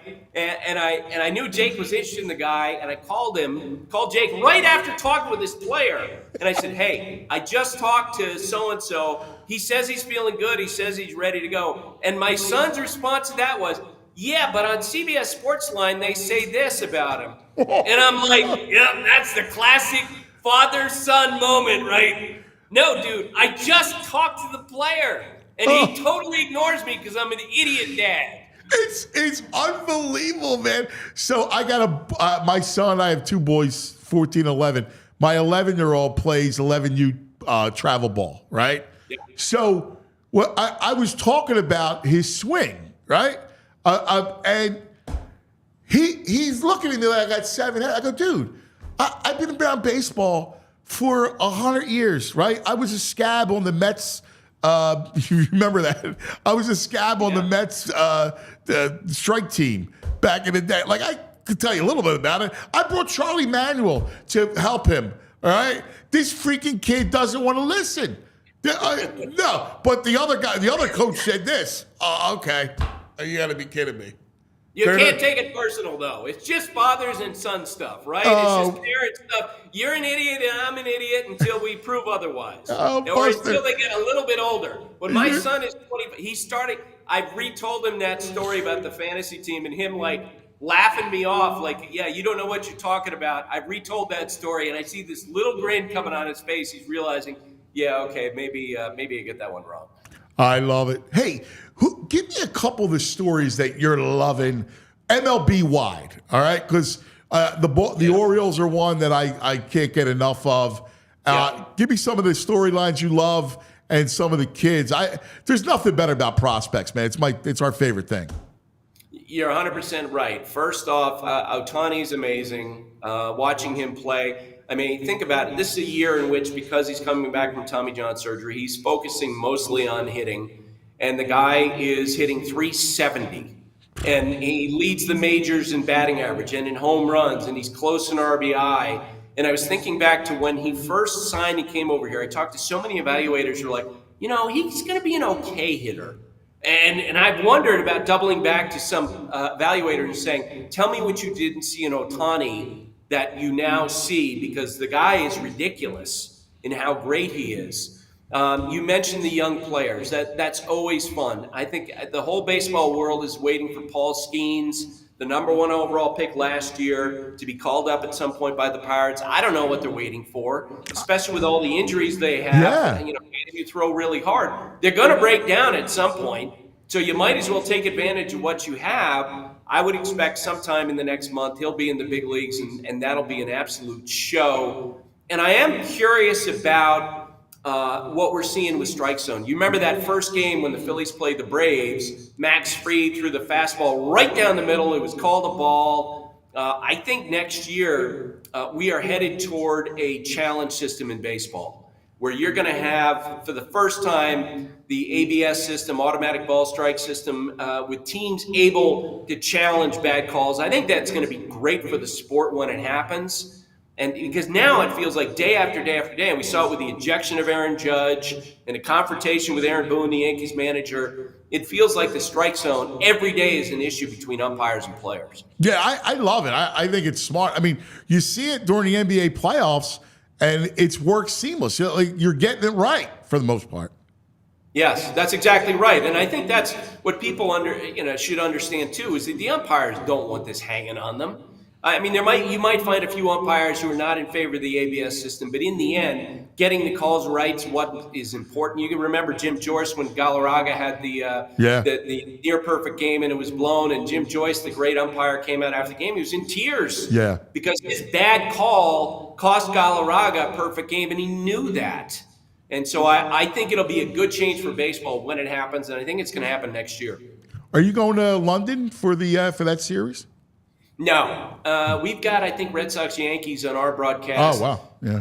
But I'll be back here, but I'm not making that trip. I went to Yankees Red Sox the first time they played in London a few years ago. I love the international stuff. I think it's great to expose. A long damn season, Anthony. Yes. If you can, the game in Rickwood we're going to be talking about that's going to be played in Alabama. In June, and I'm sure they spent a lot of time honoring Willie Mays and Hank Aaron. Yeah. I think that's going to be a phenomenal event. The Field of Dream games. We were at Fort Bragg 6-7 years ago. That was awesome. I think these events, the Little League Classic Williamsport, on ESPN, I think those are really valuable games, and I think over the course of a 162-game season, kind of breaks it up for the players a little bit, too. Players love doing, I'm sure when they see the Little League Classic on the schedule, like, oh, boy, got to make the flight, got to go there. And then when they get there, they just have so much fun, and it's a great experience. Yeah, it's the best. Brother, it's so great catching up with you, man. Just keep up the great work, and I'm so happy for you. God bless you, man. I'm so happy. You deserve it. Well, I appreciate it. It's always fun to catch up with you, Anthony. All right, brother. Talk to you soon. Be well. I'll see ya. There he is, the great Buster Olney from ESPN. Checking in. Picks the Phillies to win the World Series. Buster knows some things about baseball, too. I thought he does. He does, cuz. That was awesome. Good interview. A lot of fun, man. Yeah. But he's loving the Phillies. But what's interesting is the clubhouse, right? Yeah, that's a big part of it. The Phillies clubhouse. Dude, I've been in a million of these clubhouses, right? And you walk in and you can see the cliques, right? There's always cliques. There would always be by ethnicity, right? Or by religion. They would call the God Squatters, guys that were very religious. And you have other guys who are more wild, and the Phillies clubhouse is really one. I'm glad Buster talked about that. And the other thing I'm glad Buster spoke about was the home field advantage, right? The Phillies have won 10 in a row at Citizens Bank Park. You got two more Toronto, right, today and tomorrow afternoon. It's such a great story. The story of CBP and the fans, you just hear it. It's a beautiful thing. Yeah, no, it's ironic that you bring up the clubhouse because watching that Sunday night broadcast, they had Brandon Marsh mic'd up, and I was loving hearing Brandon Marsh and Alec Boehm. They're rooming together. Alec Boehm is having himself a great season, and these two are rooming together. They're both playing really well. So you're right. These guys, you could tell they all just love each other. They all want to go out there and play some ball, and they like each other. And the great story, he tells the behind-the-scenes story of Boehm, where, it's something I would do. I'd mess up the question on the iPhone, right? Well, I need to do it again, dude. You mind? Yeah, no problem. I'll tell you, I've been around players, and I'll never forget, very distrustful of the media. Now I was in New York, right? So, it was like savagery of the media, right? And then you walk in the clubhouse, and you might befriend a young player. Yeah. And then he's like, dude, I really can't talk to you because of the veterans. Oh. It was like that. Okay. They would shy away from media because the veterans sucking up to get them It was always like that. With the Phillies, there's no nonsense. No. They just love the game, and I think it's because of Harper. Yeah, no, that's right. You obviously you go as far as your leader is, and he really just brings a demeanor to this team. It's really freaking awesome. I love seeing, obviously, now with Trey Turner out, Bryson Stott's at shortstop. Bryson Stott gets that first out. It was a double play in that second inning there, and then you see Trey Turner so excited seeing Bryson Stott making that play. Yes, it's those little things, cuz that just go a long way. I'm with you. I'm with you, brother. All right, coming up, Cuz's Clubhouse. So we'll do that, have some fun. But let me tell you about the Bet Park Sportsbook app and Parks Casino Bend, Salem. You can see Tracy Morgan at Parks Casino this Saturday night, May 11th. Tracy Morgan, who's hysterical, and you can also give him the finger like he gave Tyrese the finger at the Garden. Plus, Snooki and Joey from Jersey Shore coming to Parks Casino June 25th. Then Hannah Berner and Paige Sorbo, the Giggly Squad podcast live on October 19th. Comedian Michael Blaustein, October 25th. All at Parks Casino, the #1 casino experience in the state of Pennsylvania.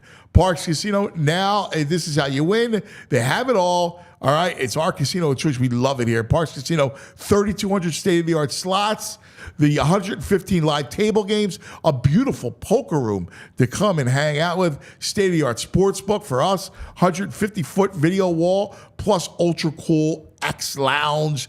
Dining options are amazing at the Parks Casino collection of award-winning restaurants. The Parks Grill Steakhouse, the Liberty Bell Gastropub, and of course the beer garden is awesome. We love that. Delicious sushi and hand-rolled at the Bamboo Noodle House. Check out New York's best club comedians every other Thursday night, and the best cover bands every weekend only at 360 Lounge. Headliners every weekend at the 1,500-seat Excite Center at Parks Casino, plus free parking, valet parking, electric vehicle charging stations for all guests.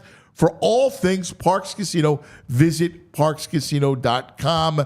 Parks Casino, this is how you win. Got to be 21. Gambling problem, call 1-800-GAMBLER. Awesome stuff, cuz. Well, let me tell you guys now about my favorite beverage, guys. You need that beverage. OliPop. That OliPop, that is right, guys. Listen, let's be real, we all love a little soda, all right? It tastes great. We don't need to deny any of that. But we all know that soda is not also the best for you. That's where OliPop comes into play, ladies and gentlemen, because not only does it taste just like the soda tastes, but it's actually good for you as well because it's the world's first functional soda with a classic soda taste and the benefits of plant-based fiber, prebiotics, other botanical ingredients to support that gut health, ladies and gentlemen. And it's the first soda with only 2 to 5 grams of sugar and 9 grams of fiber per can. And the best part about it is they are available in 30,000 retailers nationwide, including our very own, our local, our favorite, that Wawa, ladies and gentlemen. You can find classic root beer or strawberry vanilla at your local Wawa here today. But if not, listen, they're available in Target, Sprouts, Wegmans, ShopRite, and GoPuff, you name it. You can find your OliPop there. But right now, we got you guys with a promo code at the bottom of your screen, PHLY20. You'll get 20% off your next OliPop order. This discount only applies to one-time orders, not subscription orders. OliPop is sold online at drinkolipop.com or on Amazon. So guys, next time you're needing a bev with that cheesesteak, that hoagie, whatever it may be, make sure you guys pick OliPop. Thank you to our friends over at OliPop. You got it. All right. This portion of the program brought to you by Rite Aid. Let's go. Your neighborhood pharmacy. Go to RiteAid.com. Allergy relief, immunizations, all at Rite Aid. All right, time now for the Clubhouse. Let's go to Seattle.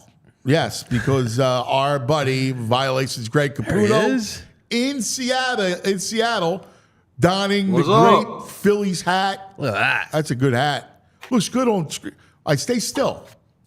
It's my Jimmy Lanham effect. All right, relax. You're making me. Yeah, I'm going to throw up. I keep saying that. Turn your head. Come on, Anthony. Come on, Anthony. Come on. Turn your head, Jim. The other way. Okay, you can slide over that way. You're off center. There you go. Hey. All right, now you're too far over. He's too far over. There you go. Perfect. There you go. You're in. You're looking pasty. You always look pasty. You're a pasty guy. You're like Elmer's glue.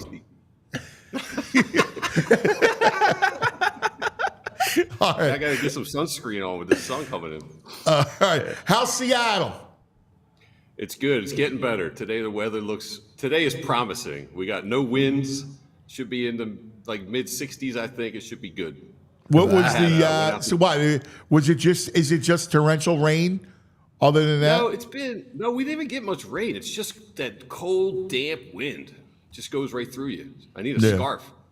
So you're in the. Went out. Well, of course you need a scarf because of the neck. Yeah, of course. Protect the neck. Seattle does not have good Italian food. I could have told you that. Last night. Good seafood, dude. No, It was too Metagon for this Metagon. All right. So a couple things. One, have you sported Philadelphia while you're out there? Yeah, the whole time. No issues. No one. It's almost like no one cares about sports out here right now. No. Like no one mentions anything. I had one guy, a server, who's he's dating someone from Voorhees, New Jersey, and he asked us about the Phillies heads. That was it. Yeah. You know what's interesting, and this goes to, so we just had Buster Olney on, and Buster Buster's hair was a little bugged out, man. You could have combed that down a little bit. Come on, bro. So Buster was talking about the home field advantage, right? Like that Citizens Bank Park has. And it's so true because it just matters here.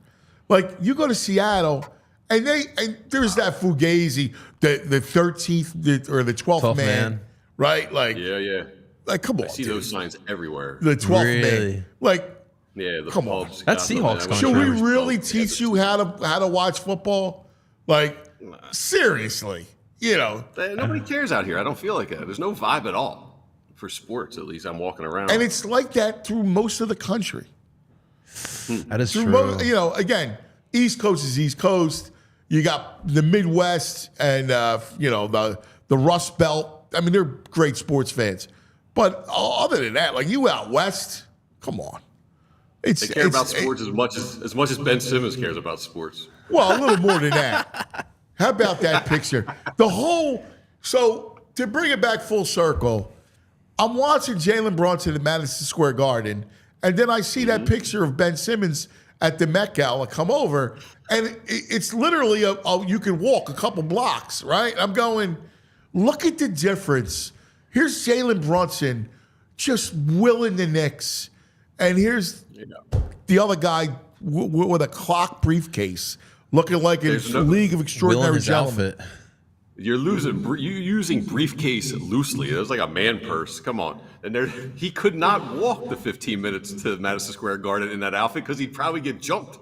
No one's going to let him walk around looking like that. Come on. Oh, my God. I know. And it gets down to the rose-colored glasses and, you know, I mean, just the whole, it's just a poser. It's just like you're a poser. It's just shit. You're playing dress up. Picture of his eyes, because you're right. Those eyes were driving me crazy. I had to zoom in on those eyes, and they're just so glossy. He's just so happy being there in front of those cameras on that fashion runway or whatever. That was our future. But Come on. I know, and I think back to all the Ben Simmons love that we tried to will him. He never understood.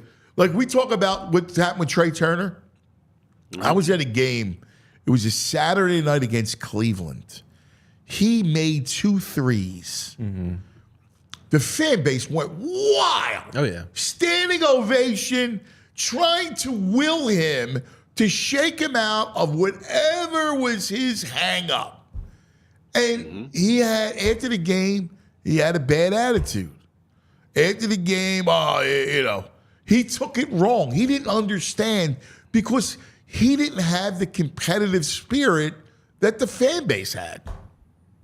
Yeah, I heard a little of your opening too. I don't think it is about wanting to win, but these guys, Carson, these guys don't hate losing. That's the key. You know, they want to win. Yeah, but Carson's different from, he's different from Ben Simmons. Well, Carson just like killing turkeys instead of playing football. That was his problem. I do believe that, but I do believe he wanted to. He liked football more than Simmons liked basketball, for sure. I would agree with that, but there's also something about going to North Dakota State and going to like LSU. These guys don't want to compete against the best of the best and try and make their bones. I mean, Brett Brown should have known that Ben Simmons was not a competitor at heart. He's known him since he was a baby, a child.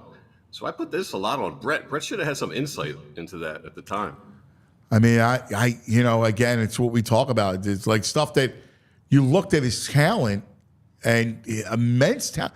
I don't know, maybe Brett thought he could reach him and it could stoke something inside him. No, we should have known because remember, if you guys remember that draft process, LSU gets eliminated in the SEC championship, and they needed to win that tournament to go into the big dance, and he didn't even care that they got eliminated. No. Now we should have known from then. Well, he spent 15 minutes. He spent 15 minutes on campus and talked about it. Made a whole doc. About how it was a waste of time. Yeah. And once he went to LSU, it should have been a red flag too. He should have been at Duke or Kentucky, compete against the Blue Bloods for playing time and stuff. But dude, I still go back to it. Like, he had incredible ability. I loved his ability. I loved him. I thought his ability was unbelievable. Like, he had amazing court vision. He was fast. He was he's a big and strong. Like, he was so unique. He really was a unicorn. Yeah. And then he dresses up like a unicorn. Yeah, unicorn taking unnecessary shrapnel today. Oh my God! All right, let's do it. Our best and worst of the day. All right, what was our best of the night last night? Well, JP, I want to know best of the day from yesterday because yesterday was the 30-year anniversary that our own, probably one of the best owners in Philadelphia history, Jeffrey Lurie, purchased the Philadelphia Eagles. Get this, cuz. So he took out a $190 million loan. They were valued at $195 million at the time. The Birds are now valued at $5 billion. And you talk about what he's done as the owner: 7 NFC championships, 3 NFC titles, one Super Bowl win. He's been the standard of excellence as far as ownership goes. I mean, Norman Brayman, could you imagine that you sold the Eagles, that you didn't have the foresight to see that football and what was happening would just grow exponentially? That's the story that you go, hey, listen, he was disinterested as an owner. I've heard stories. But, just as a business guy, right, to not see the foresight that football would take. You could easily see where football was headed. It built a network called Fox. Was he the owner that tried to move us to Arizona? Yes. Yeah. Well, no, actually, no. That was his. That was Toe's. So there was a whole story, and there was a talk about his daughter was going to do that. Oh no. Yeah. Can you imagine? But Fox was already being built as a network when he sold to Jeffrey. It was in the 90s. That was Brayman, right? Yeah. Yeah, he had no heart for the game. What did Buddy call him? The guy in France? The guy in France.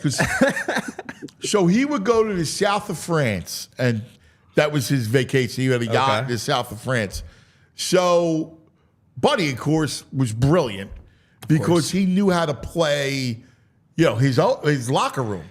And he would come out, like most coaches would take the neutral standpoint, right?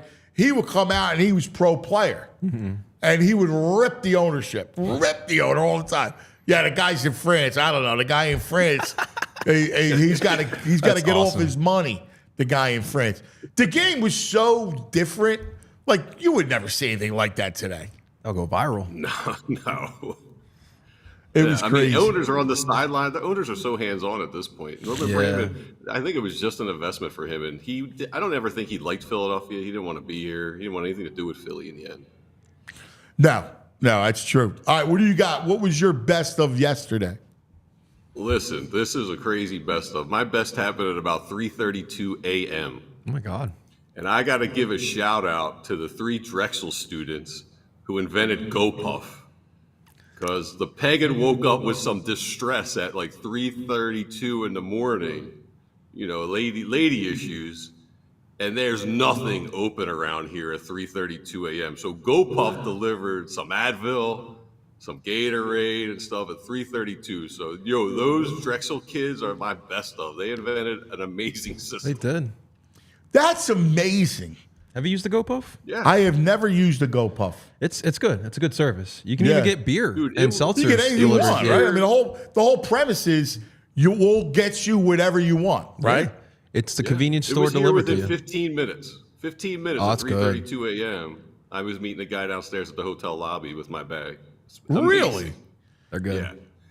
I mean, they charge you out the wazoo out here. The fees were like $20 fee to get it delivered. But yeah, well, listen, there's no place 3:32 to in the walk morning, here at 3:32 in the and morning. your wife is not feeling well. That's money you spent. Like, that's good money. That's money spent. She was like, it's too much. I'm like, I'm not running around at 7 a.m. I'm trying to prepare for the show and trying to look my best for you guys. I can't be running around the Walgreens at like 7 in the morning. So. That was a lifesaver last night. All right, JP, the worst of the evening. I'm going to go with the Miami Marlins. Obviously, we all know about the Luis Arias trade to the San Diego Padres yesterday, but the GM, Brian Pendek, said the Marlins are unlikely to make the playoffs this year, and that was one of the justifications of trading him. Because, like, listen, I know we don't care about Miami, but you got to understand, like, I have family down in Miami. Baseball, there is a baseball love in Miami. We talk about not taking advantage of these markets. The Marlins, the fact that they've been doing this for so long is wild to me. Like, to me, like, that's a gold mine that the MLB is just not taking advantage of.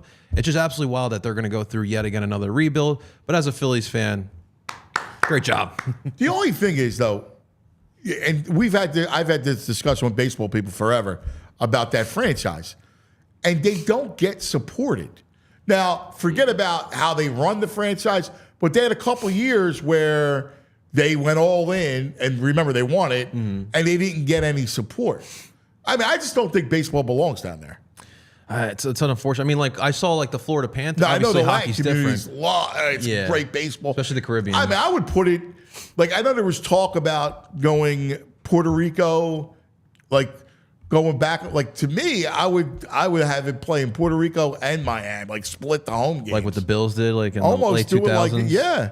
Toronto and Buffalo. You know, I mean, I think it'd be interesting. I don't know. It's just crazy to me. I hear what you're saying because, like, I'm watching the Florida Panthers. I know hockey's a different sport down there, but, like, we're talking about a team that's a Stanley Cup contender, and they're barely filling out that arena. Like, it's just wild. But I thought it was crazy for the GM to come out and say, like, yeah, it's like 30 games in. It's like, yeah, we're unlikely to make the playoffs this year. He's just throwing the white flag. And that's just a waste of a franchise. Yeah, it's a shame yeah. because that's baseball's. I love MLB, but MLB's wasteland franchises, there are a lot of them. Yeah, no, you're right. There are a lot. It's a shame because the Pirates, right? The Pirates should be better. They have some good young talent. They got the kid where Buster and I were talking about, the top prospect in baseball, who's going to come up and throw it, and it's going to be amazing to watch. Like, that's a franchise that I think should be good, like, for the health of the sport. I agree. Pittsburgh is a good town, but they also don't support. I mean, they support it more than Florida does, for sure. They're not. I mean, Florida looks like they draw 2,000 people to a game right now. The Buccos, at least, you know, they might be in the tens, like 10 or 11,000. But the Buccos, yeah, I don't get it. They have so much talent that's come through there that they've also moved on from. I have my best friends out there. It's so frustrating. He's a baseball player in college. It's just so frustrating to be out there as a Buccos fan. I know. Well, they also don't invest. They have a great ballpark. It's a beautiful ballpark. PNC's a great ballpark. But you got to invest. You got to invest in your fan base. You just have to make it interesting. Look at the way Baltimore rebuilt. Good point. Right? Good point. Baltimore was able to do that. All right, what's your worst of the weekend? So the worst is, Buster came in strong, had the Phils as the best team in his power rankings. The Athletic power rankings came out this morning. And, I mean, we all know PHLY is a much better outlet for baseball writing, and this proves it. What do you think the Phillies are in the power rankings of the Athletic MLB staff? So what? They have Dodgers 1. Yep. So Dodgers 1, I'll say they had the Phillies 4. I'll say I'm 5. 5. Yeah, 5. 5? How could you possibly? Who was it? It was Dodgers, Braves. Then they put the Braves. It was a Mets fan that wrote this, huh? Orioles, Yankees, Phillies. Yankees. Kidding me with this? What? First of all, how could you put Atlanta over the Phillies? Yes. We're first. Yeah, right. Like, even if you not to look at it like a homer, but look at the Phillies, right? Look at where they are. Compare the rotation. That's the it. Phillies No, that's had it the right best there. rotation in baseball. Braves are still And Strider. it's a week to week ranking. The Braves are 4 and 6 in their last 10 right now. Oh, yeah. That's insane. I look at the pitching. What do you look at? I don't understand it. I don't even understand being behind the Dodgers, actually. I mean, the Dodgers are loaded, but so are the Phillies right now. Yeah. So that's my word. Yeah, I like it. Sounds like clickbait to me, VJ. All right, you got some nugs? VG's nugs. Well, wait, do you guys talk about Rudy Gobert? I'm curious where you come, because I don't have a child, so I'm curious where you come in on this. All right, so yes, I have it down for us to talk about. And we were making a joke of it last night with with Boo and Vinny. We were texting about it, and it's like, yeah, Daddy, I had to miss your birth so I could play in the Western Conference semifinals, right? And we were joking about it because it's like, yo, if I got 20 boards in a game, it's worth it, right? I'm like, that's an important game. Now, they didn't miss them, but, I can't kill them for not wanting to miss, but I also understand it's the playoffs. Be honest with Let me ask you, I mean, the guy's made $210 million. Can't he just fly like the whole medical staff and the family out to Denver for this?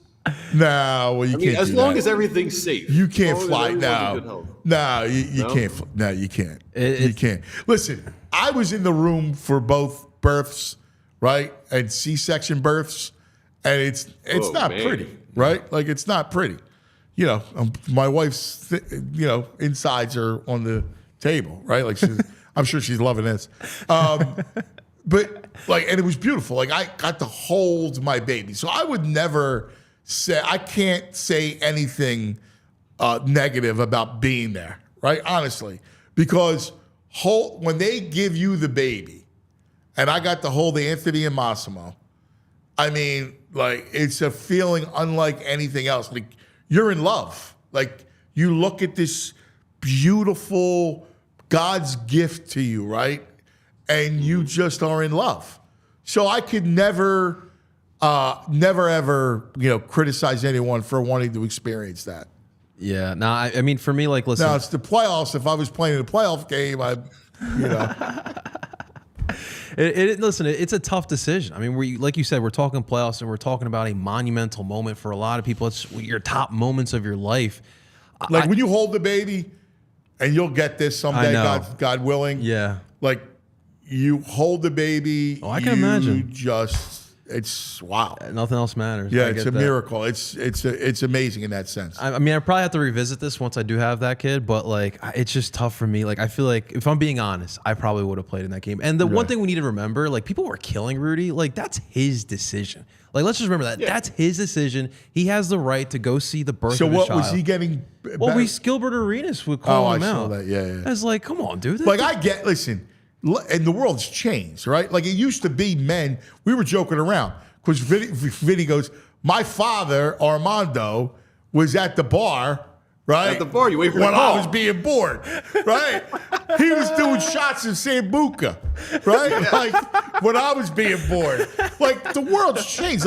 We also have to understand the how we evolve as a culture, right? It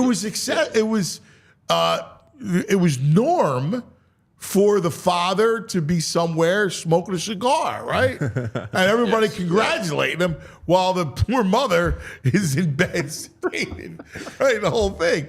But, it's funny. Vinny joke, he goes, it was my mother's favorite time she ever had because it was 4 days where she was being taken care of, not the other way around. His father couldn't wait for her to come home. Make me something to eat. Make me coffee. Right? Stuff like that. The world's changed. And we have to understand that. Yeah. No, you're 100% right. I think it's for the better. Did you guys talk about this refereeing with the Knicks? Dude, I went bananas. Insane. Are you kidding me with this? Insane. Suddenly they see a moving pick. Nick Nurse is jumping around calling timeout. They missed that, but they see that moving pick. It was ridiculous. It was, and it's a shame because everybody that says the NBA's rigged or the NBA's scripted or whatever you want to say, you have a moment like that happens in New York against a team like Indiana. They robbed the Pacers last night. They missed a clear cut. They called it a kickball. It was not, and that was it. That would have been a run out. It was a fugazi. That's terrible. It was just stone fugazi. What about Mike Malone in the Nuggets game? Going in up to the face of the ref and get a Well, team I call thought that ref showed a lot of restraint. Yes. Any ref would have called the T, though. He should have been. He shouldn't have. He should have been thrown out.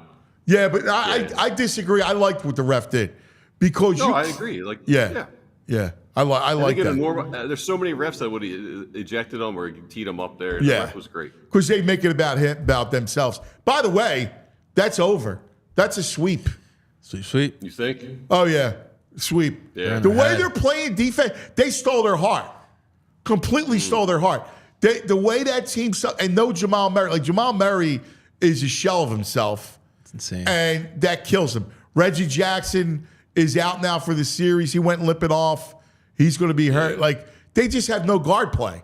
Yeah. And without guard play, they're cooked. Yeah, the Timberwolves were not the Lakers, that's for sure. And Denver's finding that out.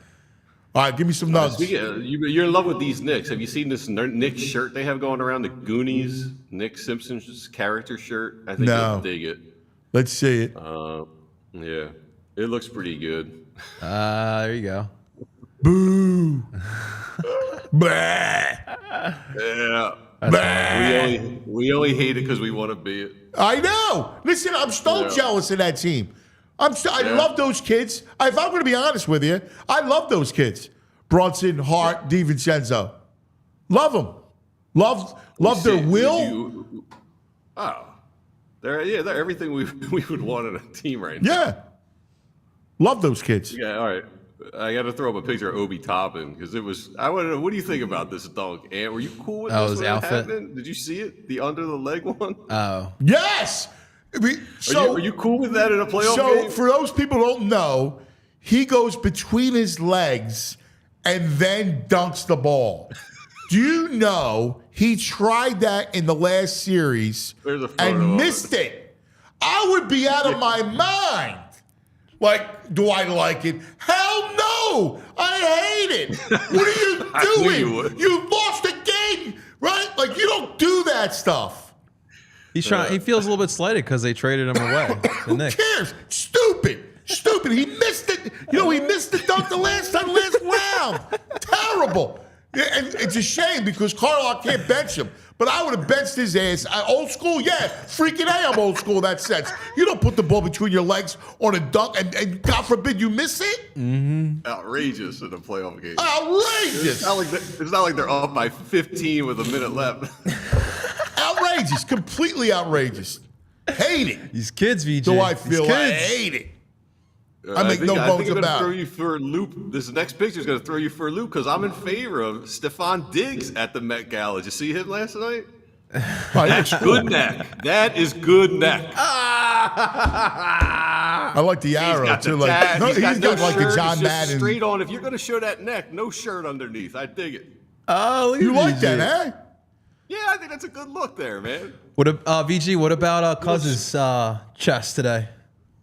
You don't have arrows today. I don't know what it looks like in person. You have to let me know what it looks like in person. From here, it doesn't look bad. It looks good today. Solid. Yeah, he looks good with the top button unbuttoned there. I just got to do the top. I'm a top. Yeah, we love it. I can't do the button. I feel like I'll be doing that summertime now. Summertime I'll be doing. I like that with the short sleeves. Because you like to do the belt. You button the neck. With those. Why do you button the neck? Yeah, it's all about. I feel like I'm choking. It's all about Met Gala. Yeah. Met Gala. Gotta look good, right? You gotta get a tat. Get a tat across your chest. Nah, I'm out. Yeah, I got enough bad tattoos. I'm still walking around with a Sixer tattoo on my back. Oh, I know. Yeah. Yeah. They still owe you one. 2001. What did you get? I have this Sixers logo, 2001. That Sixers team? Me and Pat Croce hooked it up. He's like, I said, I'll do it. Well, I said, we'll get Sixer tattoos. He said, do it, Bones. Everybody can be excited. I said, I'm in. So I, of course, donate my back. And it's still there. No wonder why you hate that logo. And I hate that logo, right? And I got the skyline, right? I have horrible tattoos. Horrible. I have one that's the Grim Reaper with a pen. Then my wife's like, oh, are you going to get that covered up? Please get that covered up. Wait, where's Reaper with the pen?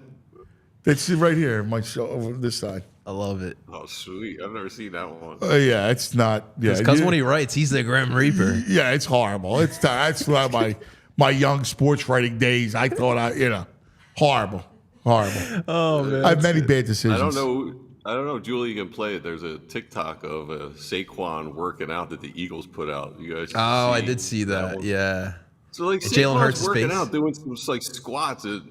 Jalen's right behind him, and other people just eyeballing him and staring at him. It's a little weird and creepy.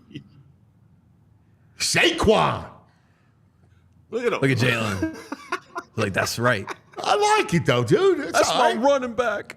That's Working my out like running that. back. You want the crowd watching you like that? Come on, this is weird. No, I'm Saquon, Pressure's man. on, man. That's Saquon. I think Jalen's going. I can beat that. We got to get Tim Legler's thoughts on the squats. Yeah, for leg day. leg day. It was leg day. Yes, BG. leg day.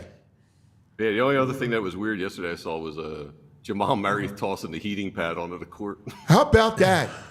What the hell? He threw the heating pad on the court. Oh You see that, JP? I did not see I don't know that. how he I wanna doesn't get see fined. this. The officials didn't know. pissed.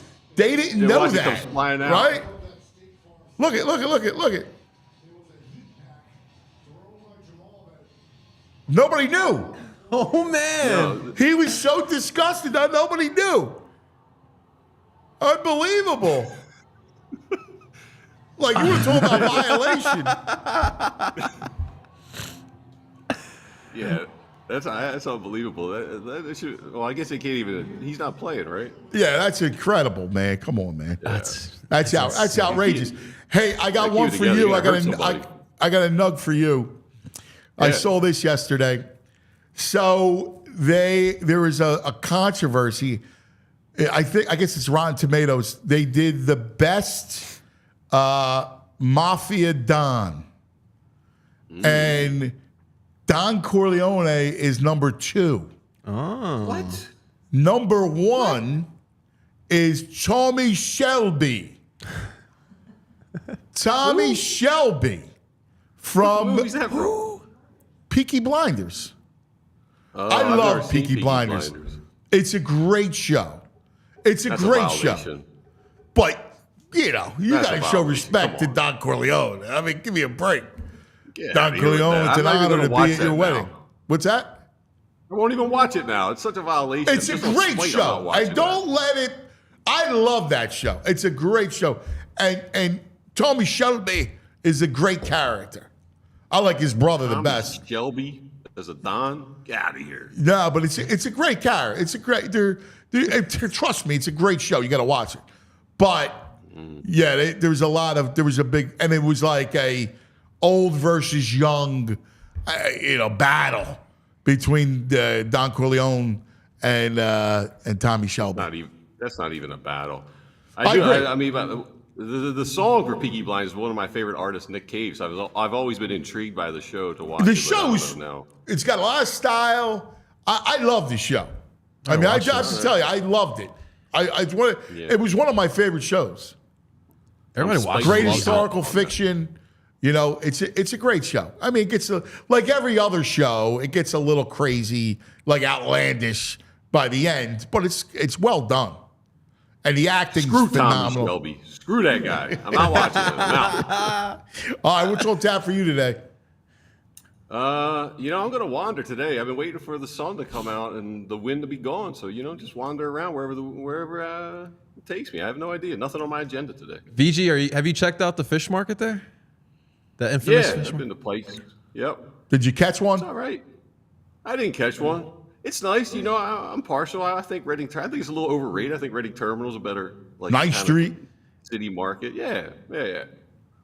Yeah, it's a little out Cool there. for I'm like a New Yorker. It's cute. It's cute for these East Coast or West Coast people, but Yes. it's not our yes. market. Agreed. Very good. Yeah. VG, enjoy the All day, right, fellas. buddy. VG. Yeah, man. I'll see you tomorrow. See you tomorrow, pal. See you, VG. All right, VG's nugs. By the way, you mentioned the draft lottery, right? Because that's tonight. The Flyers NHL draft lottery. They can get as high as 2, right? And you brought up something pre-show. It reminded you of who? All right. So obviously, like we said, they can move up to 2. Right. I hate to bring this up, but this is going to be the back in the day moment. The last time the Flyers did select number 2 was a Nico Hischier and Nolan Patrick. Nolan Patrick. And you know what? Another false messiah. I can't fault him, though, because he dealt with a lot of injuries. I'm tired of them all. All right. Back in the day moment brought to you by Rite Aid. I was high on him, cuz. Go to your neighborhood. So we all were. I was high on Ben Simmons, and look what happened to him. This city, man. Carson Wentz, Nolan Patrick. Oh, man. Right? Look we at can't him. have top picks. We need like the lower tier, mid draft, second round. We need those type of. I agree. I agree. Poor I Nolan agree. Patrick. All right, that's going to do it for us. So we're going to have a lot of fun tomorrow. We're going to talk some Toledo football.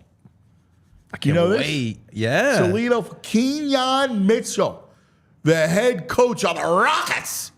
Love it. We'll talk about Kenyon Mitchell. Don't forget, schedule coming out Thursday. That's right. Phillies tonight, Jays, 2-game series tonight and tomorrow afternoon. Schedule's out Thursday. Kenyon Mitchell, we talk about tomorrow. Busy week and all the basketball and everything else. And by the way, a little nugget, the Sixers are the favorite to trade for Jimmy Butler. All right, we'll monitor that situation and everything else. Everybody have a great day. We love you guys. Be safe. We'll see you in the morning. See you guys. Y'all silly like the mayor.